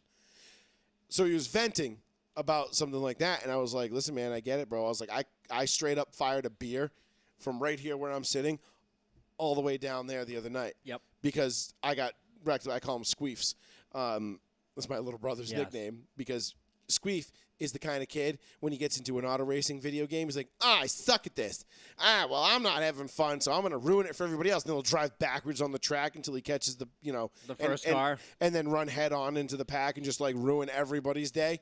So I call them Squeefs because they're the type of people that are like, you're better than me, you're faster than me, none of I can help it. And you're dead. And they just run into you. So I fired a beer down the across the room because of the Squeefs.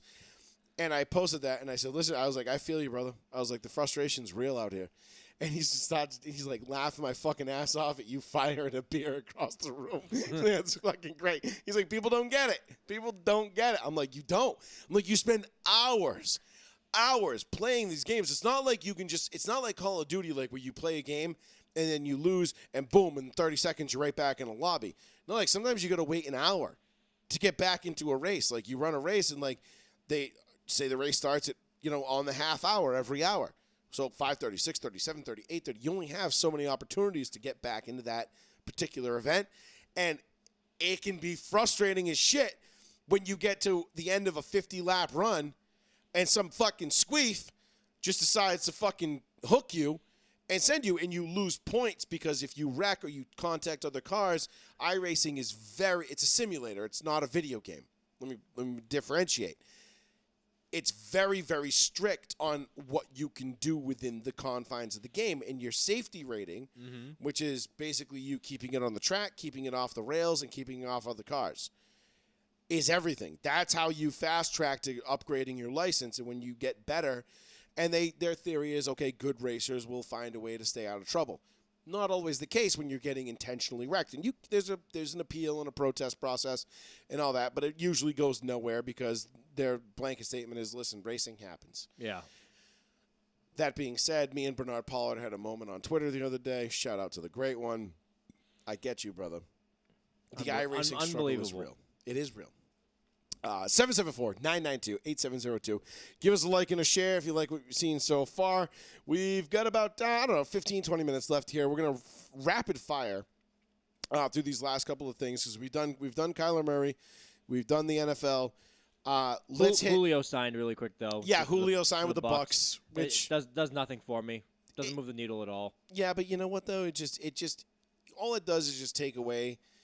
It's another example of like people being like, no, Brady never had the weapons that Peyton Manning did. Imagine if he had the weapons Peyton Manning did. But that just goes to and show. It's like, you fucking mouth breather. He had Wes Welker, Randy Moss, Gronk, Aaron Hernandez, Edelman, Amendola, like Troy Brown, like what do you think? David Givens, you think these guys were fucking chopped liver? Yeah. Kevin Falk. What did I just say? If we were going to win a Super Bowl, James White. I would take Kevin Falk and Corey Dillon over Randy Moss and yeah, we've had some great talent. Probably, I don't know, Randy Moss. Yeah, they have. Yes, the Patriots' offensive talent has been nothing short of stellar Brady's entire career. But this idea that like Brady had no weapons and he's done this with like a bunch of shit bums like coming off the street is the most lunatic fanboy nut gargling shit I've ever heard in my entire life. Well, another thing, it goes to prove again that Brady is making literally every decision in Tampa Bay right now. He's my boy Thumb Tacos. He's going live. That's the guy. He's like, I want Julio Jones, and Tampa Bay's like,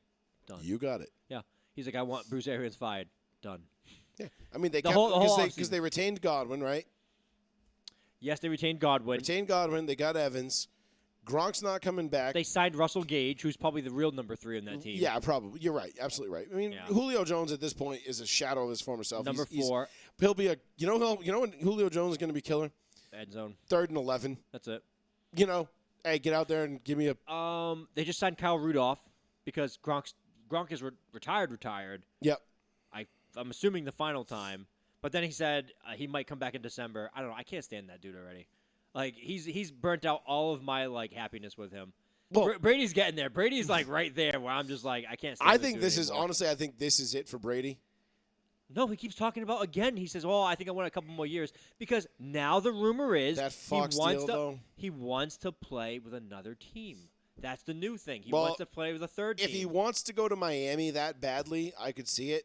That's the rumor, which is really annoying. Which I honestly think if this whole Brian Flores shit didn't happen, I think he might have been in Miami by now. With Peyton, which was crazy to even would hear. have been right, because Peyton's probably going to come back next year. He's already said he wants to coach next year. Yeah, not this year. He's taking the year off. He's taking the year off, but what do you think? Dallas? I don't think he'll go back. Dallas, San Diego, or Seattle, Miami. I don't think Miami's Pete Carroll's getting ready. Pete Carroll wants to go too. Seattle would actually be a great landing spot for Sean Payton. And if I was a Seahawks fan, I would love that. Restart the whole thing. Oh, could you imagine DK Metcalf and Drew Lock with Sean Payton? It ain't going to be Drew Lock. You know it. It should be. Jimmy G. I know. It's probably going to be Jimmy G. And then Seattle will be able to sit there and go, no, wait. No, hold on. We've been watching this guy in our division for the last 4 years. No, why do we want him? Come on. Like, no, don't do this to us. They don't want to be the ones going, Jesus, Jimmy, what the fuck was that? What? But then Jimmy? you end up in the NFC Championship, and you're like, I guess. Yeah, you end up in the NFC Championship, and then you lose in the NFC Championship. It's like, well, was that really? But at least you're getting there. But that's as far as you're getting, though, and you know that. Well, Jimmy made the Super Bowl once. And if he Still made it. makes one halfway decent throw to Emmanuel Sanders, they're going to win it. And but you have DK Metcalf, another guy just all speed. You don't want to do that either. He's doing I something. mean, God damn it! Emmanuel Sanders was no slouch either. But No, that's what I'm saying. he airmailed the fuck out of that thing, and I remember sitting there watching the game, going, "Jesus, Jimmy, You still can't believe that. come on, You're Jimmy." talking about San Francisco has 7 rings if he makes one pass. I know. Makes Isn't me that sick. insane? Wait, no, they don't have 7. I'm sorry, they have 5. Yeah, 5 or 4 with 6. Montana, 1 with Young. So 6. Then they have 6. Then they tie the Patriots. They would tie New England with 6. It'd be 49ers, Steelers, Patriots Yes, with 6. yes. Okay. Yeah, because the Cowboys only have 5. Yes. No. Yeah, no, you're right. They're 3 in the 90s, And then 2 in the 70s, right? 2 in the 70s. Both against Pittsburgh? No. No, one was against KC, wasn't it? Nope, that was Minnesota. KC beat Minnesota. I forget. I'd have to go back and look. I've been passing my time in my watching NFL Super Bowl 5. No, I documentaries. think they lost the Colts in Super Bowl 5. God damn it. Come on, Google. I mean, I can just look. I got it. up. I got it. Oh, I got it right there. It's fine. Let's see. Seasons. Here we go. All right. So. 96, 94, 93, 78. Oh, they beat the Dolphins and Broncos. Oh, that's right. 78, Yeah. 72. Yeah, that's right. They whooped the shit out of us in the 70s. That was the Craig. Not Morton really. year. 27 to 10. It's only 17. Yeah, it wasn't even that close though. 72. They destroyed the Was that Dolphins. Craig? Was that Craig Morton? I think so. Was the quarterback I clicked on it just now. Give me a second. for Denver? Was that Craig Morton? I think it was. It's not loading. Piece He of had shit. no knees. Man, I have no knees. He was a guy that was like his whole game was based around mobility, and he had no knees left. Because that was what Danny White versus Craig Morton, Craig Morton, if I'm not mistaken. It's not even loading. I'll tell you. Whatever. Don't worry about it. What was it? What was it? 70 what? 77. Yeah. Let's see. Super Bowl 12. Yep, Craig Morton. Yeah, 27-10. The old Cotton Bowl. Oh, no, it was Roger Staubach that year. Still? Okay. Oh yeah, Danny White was. Danny White had 1. He was the backup that year, but he had 2 attempts for 5 yards. Yeah, Roger Staubach really didn't kill us that year. It was Craig Morton's 4 interceptions that killed us. But anyway, I digress. So what were we talking about? Oh right, yeah, we were talking about Brady going somewhere else. But anyway. Yes, that would have been sick. So Jimmy G would probably end up as a Seattle Seahawk. I can't believe he hasn't already. I actually thought it would have been done by now. They think they're going to cut him because no one's trading for him. Because everybody knows. They know they're not going to do anything with him, and they you know what it'll be? It'll He's be too some expensive. It'll be some like 6th round pick at the end of the day. You think so? Because I think everyone thinks it's about the contract. Because I think yeah, that's true. Because if they cut him, then they don't have to honor the contract. Seattle's, but they can the designate as a Niners, post June 1st cut. That's probably what they're banking on. Well, we're already well past June 1st. I know, but I think they were waiting for someone to give like a draft pick compensation. Yeah, I don't think it's going to happen. I don't think so either. I think San Fran's going to eat that money, and they're going to be. San Fran's going to have to eat the money, which now hurts them to keep Debo, because then Debo doesn't want to come back. Debo doesn't want to be in California, period. Yeah, I don't know why. He hates the 49ers. Something happened there. With that man, he's so good. He's like he's the integral part of that whole offense, and he's just like, I don't want to be here Maybe he again. just looks at like Gavin Newsom, and he's like, get me the fuck out of this state. This place is terrible. Where? I'm sorry. California. Oh, maybe. As a state. I mean, it's horrible. He's like, there's literally shit running through the streets from all the homeless people. Why am I here? I'll never forget that video of him right after he met with Belichick, and he's making a video walking out of Gillette Stadium, right next to the pro shop where I'm used to parking and stuff like that. And he goes, yeah, see you later, Billy. I'll see you in about 3 weeks. And then they just didn't draft him. I'm like, fuck, we drafted N'Keal Harry of all people, who was the only wide receiver that didn't amount to anything in that draft. That came up short of everything. All right, so we've got the KD drama and David Ortiz. Let's touch on both. KD, is he going to be a Celtic or not? I think I'm starting to lean more towards no now. I'm saying no. Even when all that stuff came out, I was just like, I still don't see this happening. But at the same time, we should try to get something for Jalen, because Jalen apparently is out of here no matter what. He's like, nah, I'm not staying in Boston. He wants to be a number 1 somewhere. He wants to be the guy. Didn't I say that when we were talking about the finals a month and a half ago? Yeah. When he signed with Donda Sports and the whole thing, and he was going to go and he was going to get his own thing, and he was going to not want to play second fiddle to Jason Tatum, and he's like, and God forbid if they had won and he had been named the finals MVP, which he would have been, the rift that would have caused in that locker room because it's Jason Tatum's team. It's Jason Tatum, Jason Tatum, Jason Tatum. Meanwhile, he's like, bruh, I'm that dude. I don't understand why they didn't. The counter was apparently they offered Jalen, Derek White, and picks. And then they countered with Jalen, Marcus Smart, and picks. I'm like, okay, I'm still doing that deal. If that's the deal. Like, we have Brogdon now. Like, I don't need Smart to start if I don't have to have him start. Like, fuck it. Whatever. See ya. Yeah. I'm fine with losing Smart. No offense. I'm sick of seeing Smart take too many shots at the end of the game. You've definitely made that abundantly clear. I'm so sick of it. Yes, you have. Abundantly clear. That and listen, I think KD and Tatum. I said it earlier this offseason. I said I feel like Brown and Tatum. Brown and KD would be a better fit because I feel like they complement each other better than Tatum and KD would on the same team. That being said, if you get Brown doesn't want to be here, but if what are you gonna do? Right, but if you get KD, yeah, you let Brown go, and then you figure it out with him and Tatum. Like you make it work because that puts you now in the driver's seat in the East, in my opinion. If the Celtics land KD, even at the price the Nets are asking, I still think that puts them in the driver's seat. That's a solid 3. Well, and I know people are going to sit here, all the green teamers are going to be like, what do you mean you think it put us in the driver's seat?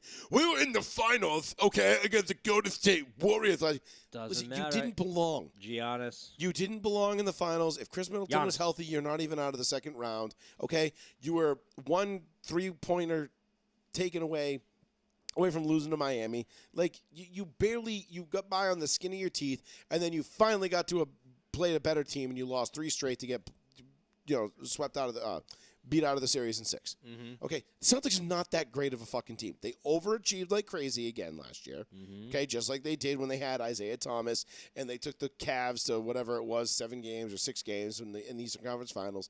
They had no business even being there. Everybody knew it. Everybody was like, "Oh, this is cute. This is cute." They're not that good. But this is cute. You get Durant though, and that you get Durant that solidifies puts it. a whole new paint job on does. things. But at the same time, Jalen, I don't know about everybody else. I kept saying the same thing everybody else was saying. Jalen in the playoffs, no ball handling skills, killing it on points. Like the turnovers were what killed him against the Warriors. He just dropped it constantly and turned it over nonstop.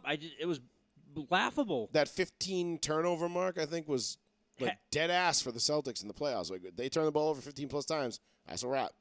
Yeah, it was every single time. Yeah. And then it was between him and Tatum, who had more every night. It was always like 7 and 8 or 8 and 10 or 10 and 6. It was ridiculous. I get it. He's still young. Jalen's probably going to be very good as he gets older. But I'm still I don't care if Kevin Durant's old. And here's the thing too. Like I know like it put the Celtics in the driver's seat in the East, but I still feel like this move is 3 or 4 years too late. It should have happened when they first tried it. But he went to Golden State and won 2. Well, you can't blame him. He made the better decision. And then he went to Brooklyn for more money. He definitely made the better decision to go to the 73-win Warriors and go win a title there. I mean, duh. I mean, but Celtics tried. They tried that time They ago. failed, though. They failed. They failed miserably. Hey, we were 1 of 2.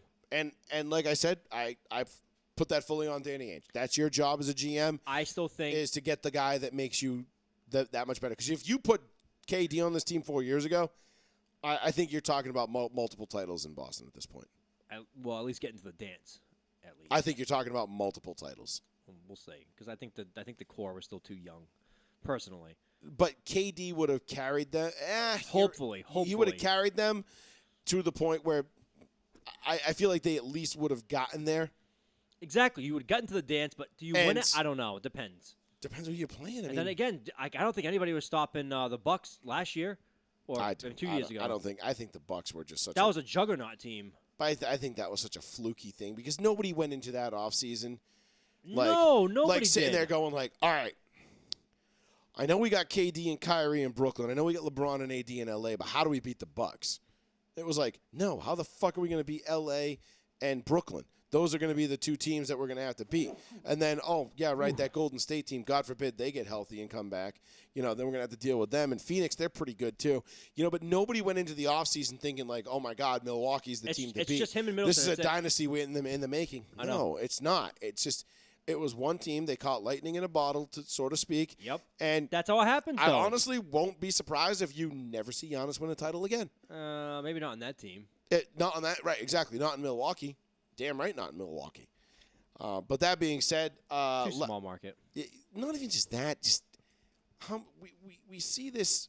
We see this often in the NBA. Well, he's a ridiculous athlete. Ridiculous. One of the best. Yeah, he gets like the Shaq calls, just bullying dudes. Yeah, and I love his bully ball technique, but I just don't see it happening again. Not in Milwaukee. Joey Fats Radio, row 1C1. Yo. Okay. Double dipping tonight. Okay. No, I just wanted to I wanted to chime in on that basketball talk quick. Fire away. I know you were talking about the Bucks. Drew Holiday actually is kind of what put them over the top. The Bucks were always a pretty good team. They always just came up a little bit short. But when they got Drew Holiday, that just gave him really good point guard play. Yeah, but was he the guy that did it? It was basically Middleton, and it was basically Antetokounmpo. I can't even say his whole name. Check out his stats, man. I mean, he was averaging like 19 a game when they picked him up. Similar to like you guys picking up Brogdon, I think he was averaging 19 last year. That was what got them over the hump. I mean, he's actually really underrated. He's a good defender. He doesn't get enough credit, I feel like, for that championship. I mean, you're right. I still think it was because we know all about the two big names. We know about course, Middleton and Giannis. I mean, you know what I mean? Yeah, but how, you're a big Durant fan. What do you think about where he ends up, where he goes? Because it's definitely not going to stay in Brooklyn. Like that's all done. I thought the Heat personally. Yeah, that's what I was just thinking. I think Pat Riley's going to get that done somehow. There was reports he'd be willing to part with Bam, and I mean, it's kind of in the Celtics' court right now. The ball's in their court to get it done. Meh. But were the reports that Durant said he didn't want to play in Boston true? Was there any truth to that? Does anybody know? No, that wasn't true. Because he said he would have came here like 4 years ago. I don't think he has a choice. I don't think he has a choice. Of course if he Brooklyn does. says we're trading you here tomorrow, I don't think he has a choice. He can say, I'm not fucking going. So that sucks. Yeah. The problem with that is he signed on the dotted line. He signed for 4 years. This isn't like, a guy's got his final year like Anthony Davis. He says, look, I'm going to leave after this year. So the Pelicans were able to get picks. Like, this isn't that situation. Got 4 years left. Yeah, we'll see. I don't know. I think that report was all bullshit that he didn't want to come play to Boston. I didn't hear anything about that. Yeah. I really thought that I'm the kind better of fit sick was of the his Heat. shit, honestly. I'm not going to lie. I'm kind of sick of his shit. He's giving me a fucking bad name. All right, that's the reason. He's giving me a bad name. Listen, I'm a LeBron guy, man. LeBron's the reason I watch basketball. Man, LeBron, I don't know what's going on with LeBron. LeBron's all over the map. He said some crazy shit 2 weeks ago about Boston, and I'm like, this fucking guy, man.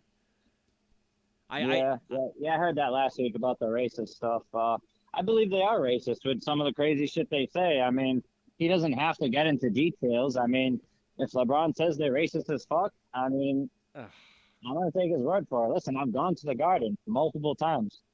They say some crazy shit. Have you ever heard anybody say anything racist? Not to me. Have you ever heard him say anything racist to the players? No, I wasn't that close. I was, middle of the pack. So you've never heard anybody yell the N-word at a player for no reason? I mean, like I said, at players, that's different. I've heard a lot of people say crazy shit to me. I'll tell you that. Yeah, I mean, I get crazy shit said to me all the time. I took all the shit in the world going into the Eastern Conference Finals, Game 1 and Game 5, with my LeBron James jersey on. But crazy shit. Yeah, but is there a difference between crazy shit and racist shit? Because like one is like crazy shit is like, okay, I go to Gillette Stadium, I get a ton you of talk crazy. about my mom, you talk about my family, but crazy shit like that. That's not racist. No, not racist. All right, so listen, I get LeBron has definitely had some crazy shit thrown at him, and you know what? He might have had something racist said to him in the Garden. But to call an entire city racist as fuck, and then offer up no examples, and this is a guy that perpetrated a hate hoax. Let's remind everybody.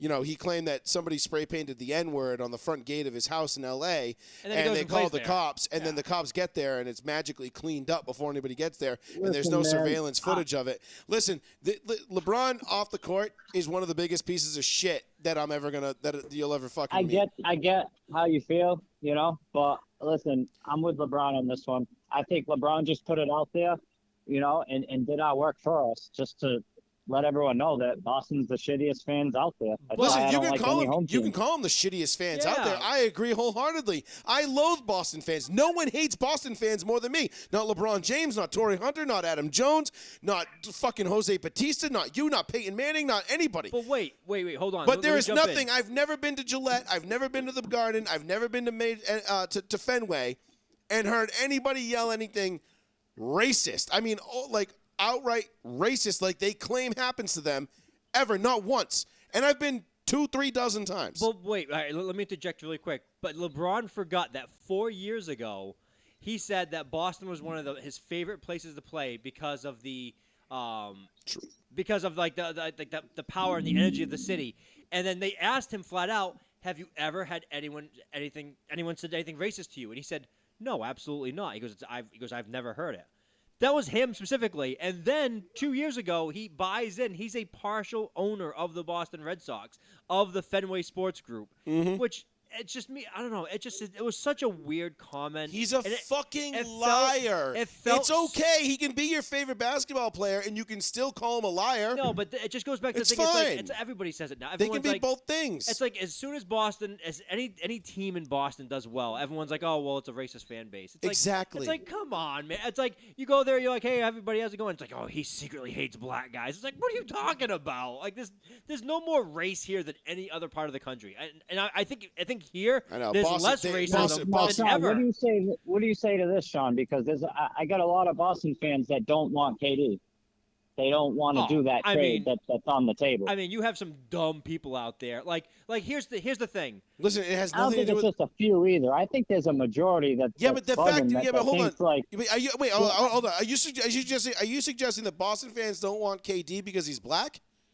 No. I'm suggesting that Boston fans think the team they have in place now is good enough to win the finals, so they want to keep it as is. Okay, that's their prerogative. But what does that have to do with? And I've seen a majority of people feeling that way, more so on the side of keeping it how it is versus making the deal for KD. Because I think it's crazy. I think they're absolutely foolish. Sure, but what does that have to do with Boston being racist? No, I was switching topics. I didn't know we were still on the racist part. Okay, well, that was kind of the whole conversation leading up to this point. That's why I was curious. Listen, you can not want KD. You can want KD. I think both sides have merit. Listen, I think there's a lot of Boston fans that sit there and say, look, we took the Warriors to 6 games in the finals, and I'll play devil's advocate right now, and I'll completely flip-flop what I just said. We just took the Warriors to 6 games in the finals. We don't need Kevin Durant. Especially when he's injury prone, he's a basket case. He allegedly doesn't want to be here. Who knows how long we're going to have him for? Mm-hmm. And we're giving up an integral part of our team and other pieces to get him. Now, hear me out on this show. Do you think maybe LeBron meant to word it differently, but he just on the spot when asked the question, he just... I absolutely don't. No, because he doubled down on it. Because he's been doubling down on it for the last 5, 6, 7 years. It was so the racism strange. thing, not just about Boston in particular. But he said it about LA. But he plays the race card about everything. Which I was very thrown off about. He said LA, before he signed with LA, he said LA, the racist, the thing happened to his house. He said he heard racism in LA previously when he was a Cavalier. And then he goes and signs there, and he's like, "Oh yeah, I love it here." It's like, come on, man, you can't. Because I just don't think it's too out of the ordinary for some white kids in Boston to go down and drop the N-bomb. I don't think that's out of the ordinary, and that's instantly racist right there, in my opinion. So I mean, I don't think there's too much. Okay, so you know what, Durant, I agree 100%. Somebody in today's day and age where everybody's got a camera on their phone, everybody's got Snapchat, everybody's got live feeds. TikToks, yeah, so whatever. Your take is, why hasn't anything been caught on camera? Show me one time, one instance, and I'll drop it. But you know what? Joey's kind of right in that. I didn't think about that, but if that happens one time, especially at any event in Boston, that goes national news. Mm-hmm. It goes coast to coast, and that's everyone being like, I told you, every person in Boston's racist. Like, people purposely put videos out there of, like, racist KKK events happening across the country, and they're like, oh, that's in Boston. When the video was tagged in Virginia, they're like, oh, that's Boston, Massachusetts. It says Virginia right in the title. Like, but people, like, they just assume, or it's New Boston, Virginia. Or it's something ridiculous like that. Like, I'm just trying to say there is no more racism in Boston than anywhere else in the country. I'm positive of that fact. And I know I'm a white person saying that, so my opinion automatically means nothing.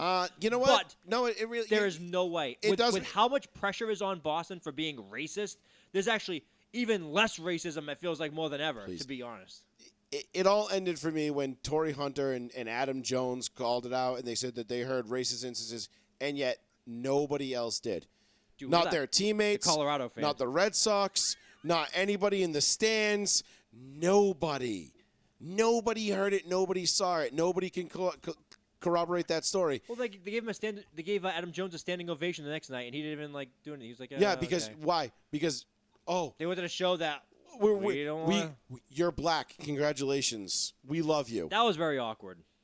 Yeah, because it was all fake and made up, and anybody who just heard that story on its face knew it was fucking fake.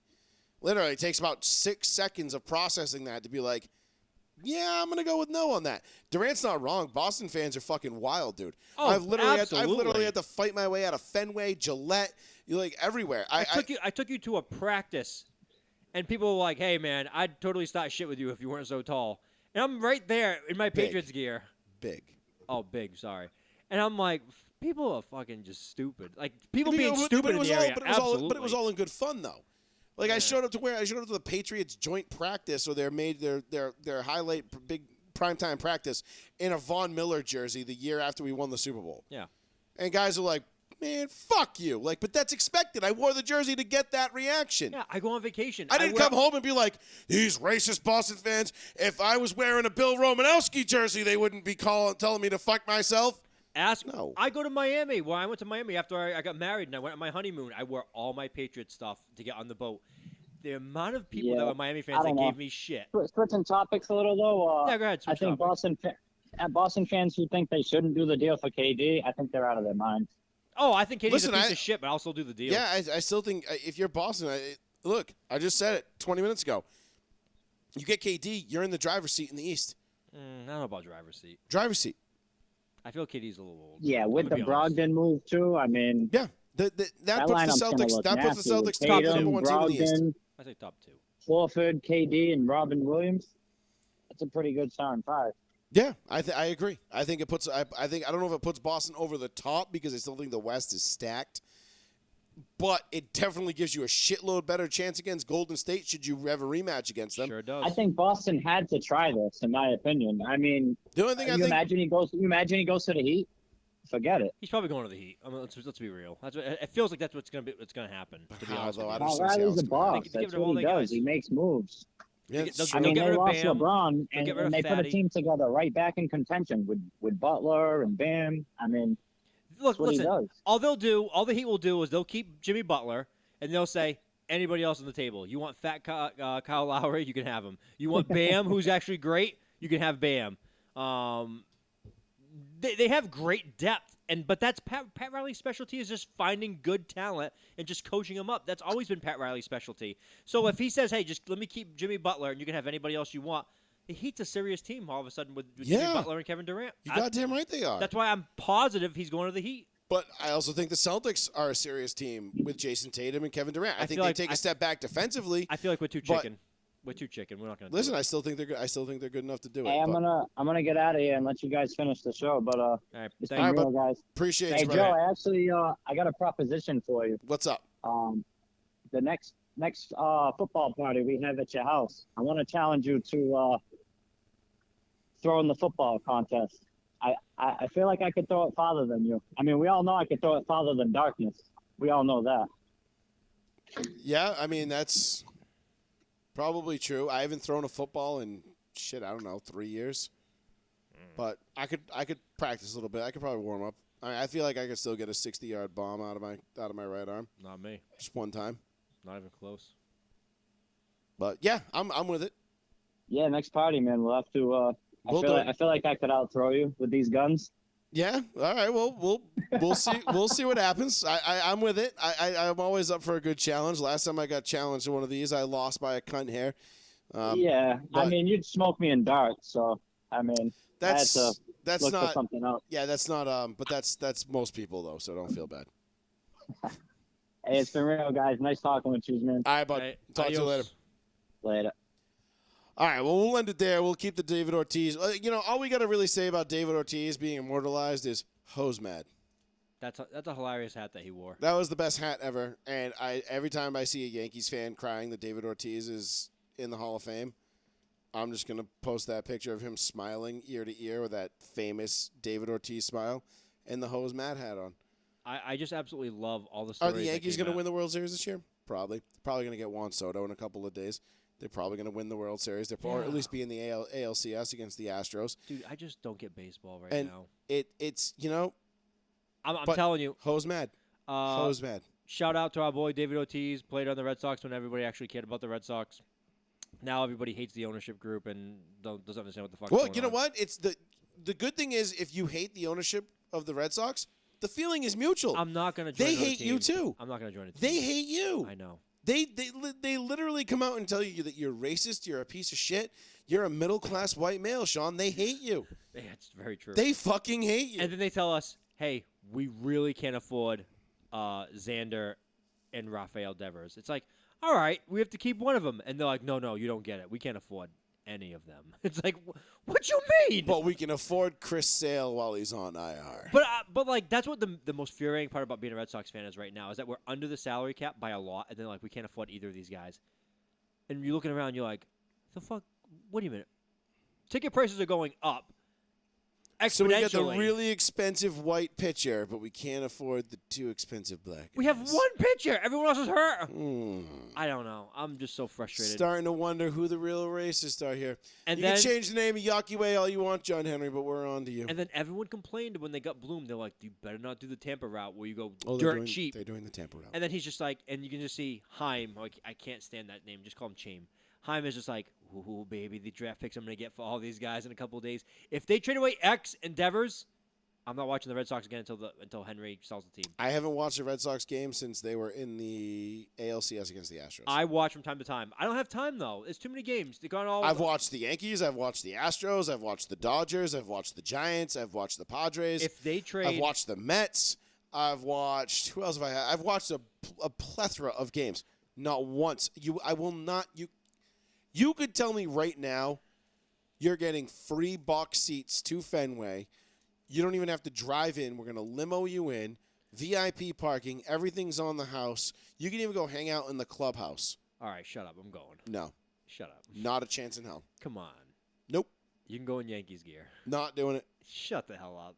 Come on. It's a once in a lifetime I would thing. rather pay to go to Yankee Stadium than go to Fenway for free. All right. Anyway, I'm doing that deal. But listen, if they trade Xander and they keep Devers. The next Red Sox game I watch will be conveniently if it's on TV and it's convenient for me when they're playing the Astros. Okay.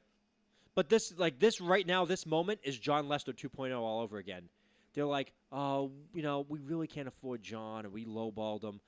Listen, you can't afford. If you say you can't afford Devers and then you trade him away, people are gonna. We already resent them for John Lester, who just retired like a season ago, and he played phenomenally for like the rest of his career. He was a fucking hero in this town. Beat cancer. Came back. Beat cancer, throws a perfect game or a no-hitter, whatever. No-hitter. And then they're just like... Wins a World Series, and you're like, we'll give you $40 million. He's like, over what? Yeah. Per year, and he's like, slapped him in his fucking face. I mean, I would love to see, Jared Schuster come back to his hometown, but not under this ownership group. No thanks. Please. I just... Who's out there? Elon Musk, you interested in buying a baseball team, you crazy bastard? Listen, I might have just hit the Mega Millions for like $800 million. And I'll use that as a down payment. Well, you wouldn't get $800 million. You would get like 405, like 400. No, you would get 480 after taxes. Okay, that's still. But it's 840 right now. Yeah. So you're getting a little bit more than half. Yeah, about right.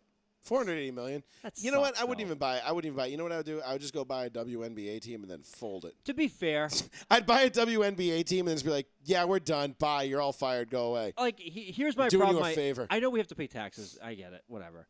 But if you're giving that much in taxes, you should be able to say, I want a Secret Service team with me at all time for the rest of my life, because I just gave you Literally $400 million. Almost $500 million. Yes. Like, I want at least 2 people with me. I all want the time. presidential level protection. Yes.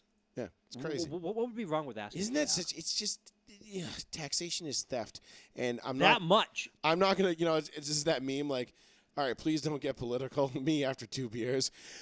Taxation is theft, and it's like, oh God, here we go. And it shows the guy on the boat dumping. Yeah. Oh, Gee. someone did a new one. Someone's like, taxation is theft, and the guy is throwing like Apple products off of the boat, and the guy's like, what the fuck are you doing? That's my product. All right, Sean, let's end it there. Thank you, everybody, for joining us. We'll be back next Tuesday night, 8:30 p.m. NFL. Paul will be back next week. Maybe. He couldn't make it tonight. He's on a little vacation, a little hiatus. He's stuck with weather, he said. Yeah, but we'll be back next Tuesday night, 8:30 p.m. More NFL training camp. We are now officially in the time of year where you just pray to God that you don't open up your phone and see an alert from your favorite team's Twitter beat writer That your quarterback retired. That there was a non-contact injury and the Oh. stretcher is out. So, fingers crossed. We'll get into fantasy football as the summer goes along. But other than that, brother, good show. Thank you all for joining us. Appreciate Make sure it. you give us a like and a share. The show will be up on Spotify pretty much as soon as we're done, within the hour. And yes. I got to get up in, what time is this? 10:30? I got to be at Ryan's house in about 4.5 hours. That's why he said go to sleep. Yes, we're going tuna fishing in the morning. So Oh, my I am man. out for vengeance. You remember last year we lost that monster? First of all, every time, and I know Ryan's not listening right now, can you please relay this to Ryan? Yeah. Every time he takes a photo when he goes out fishing, it looks like he brutally slaughters like a human being on that boat. Oh, bro, I fishing know is it's from blood. I know it's from the fish, but everyone on the boat is soaked in blood. It looks like an episode of Dexter. It's just so much blood. He does no attempt to clean up. He's like, leave it. Well, It's a warning clean to it up when everybody you else. get home. I know, but like Yeah. you're taking pictures that show like what you just got. This is everyone's soaked in blood. It's like, did you kill 6 people and like lose half your men on the ship to get this one fish? I am out for blood tomorrow. If we get it, I'm eating its fucking heart. Just gonna pull it out of No, the do middle not and just do eat that. Because last year we lost a monster last year after an hour's worth of fighting it. You showed me the video. I think you were with Ryan. It was like 3, 4, maybe even 5 years ago now. And Ryan took a bite of the heart. And I wanted to Oh, I throw- wasn't there with him. You weren't? No, I wanted to throw was. up. Yeah, I was there. But Or I will maybe do I was that. with Ryan. I think it was maybe one of your drafts. There And is nothing cooler than just killing an apex predator and then eating its heart. I am an 800-pound tuna. I will kill you as a lion. I would drag you to the middle of the ocean and drown you. That movie is so underrated, The Other Guys. It really is. Fucking classic. But, all right, Sean, we'll leave it there. Thank you very much. I got to get up super early. Yep. I mean, it's to the point now. It's like, do I even go to bed? Yes, you have to. At least get a nap in because I do. you're going to sap all your strength. I got to take at least a little nappy poo. A little nappy poo. But I got to pack the cooler. I got celebratory beers, which I think my goal tomorrow is going to be 10 before 10. Oh, my God. So Your body's like, listen, sir, we are not youthful. listen, this is not 2007, okay? I don't know what you're thinking. I'm like, shut up, bitch. Just like stab myself in the liver. Like, shut up. You do what I tell you. And Ryan's like, that's a lot more blood than usual. Joey's like, nah, I'm good. Don't worry I'm about good. it. Don't worry about It's it. a fish. Just give me another nip of birdie juice. All right, Sean. Thanks for joining me, bud. We'll be back next week with a full house. Adios. And football season will be in full swing. And we will go from there. We forgot the Motorsports Minute tonight, but that's okay. I don't know shit. Final race of the Formula One season coming up Sunday morning before the summer break. So get it while you can. Not me. We'll see y'all next week. Later. For Row 1C1, I'm Joey Fats, Mr. Betancourt. Peace.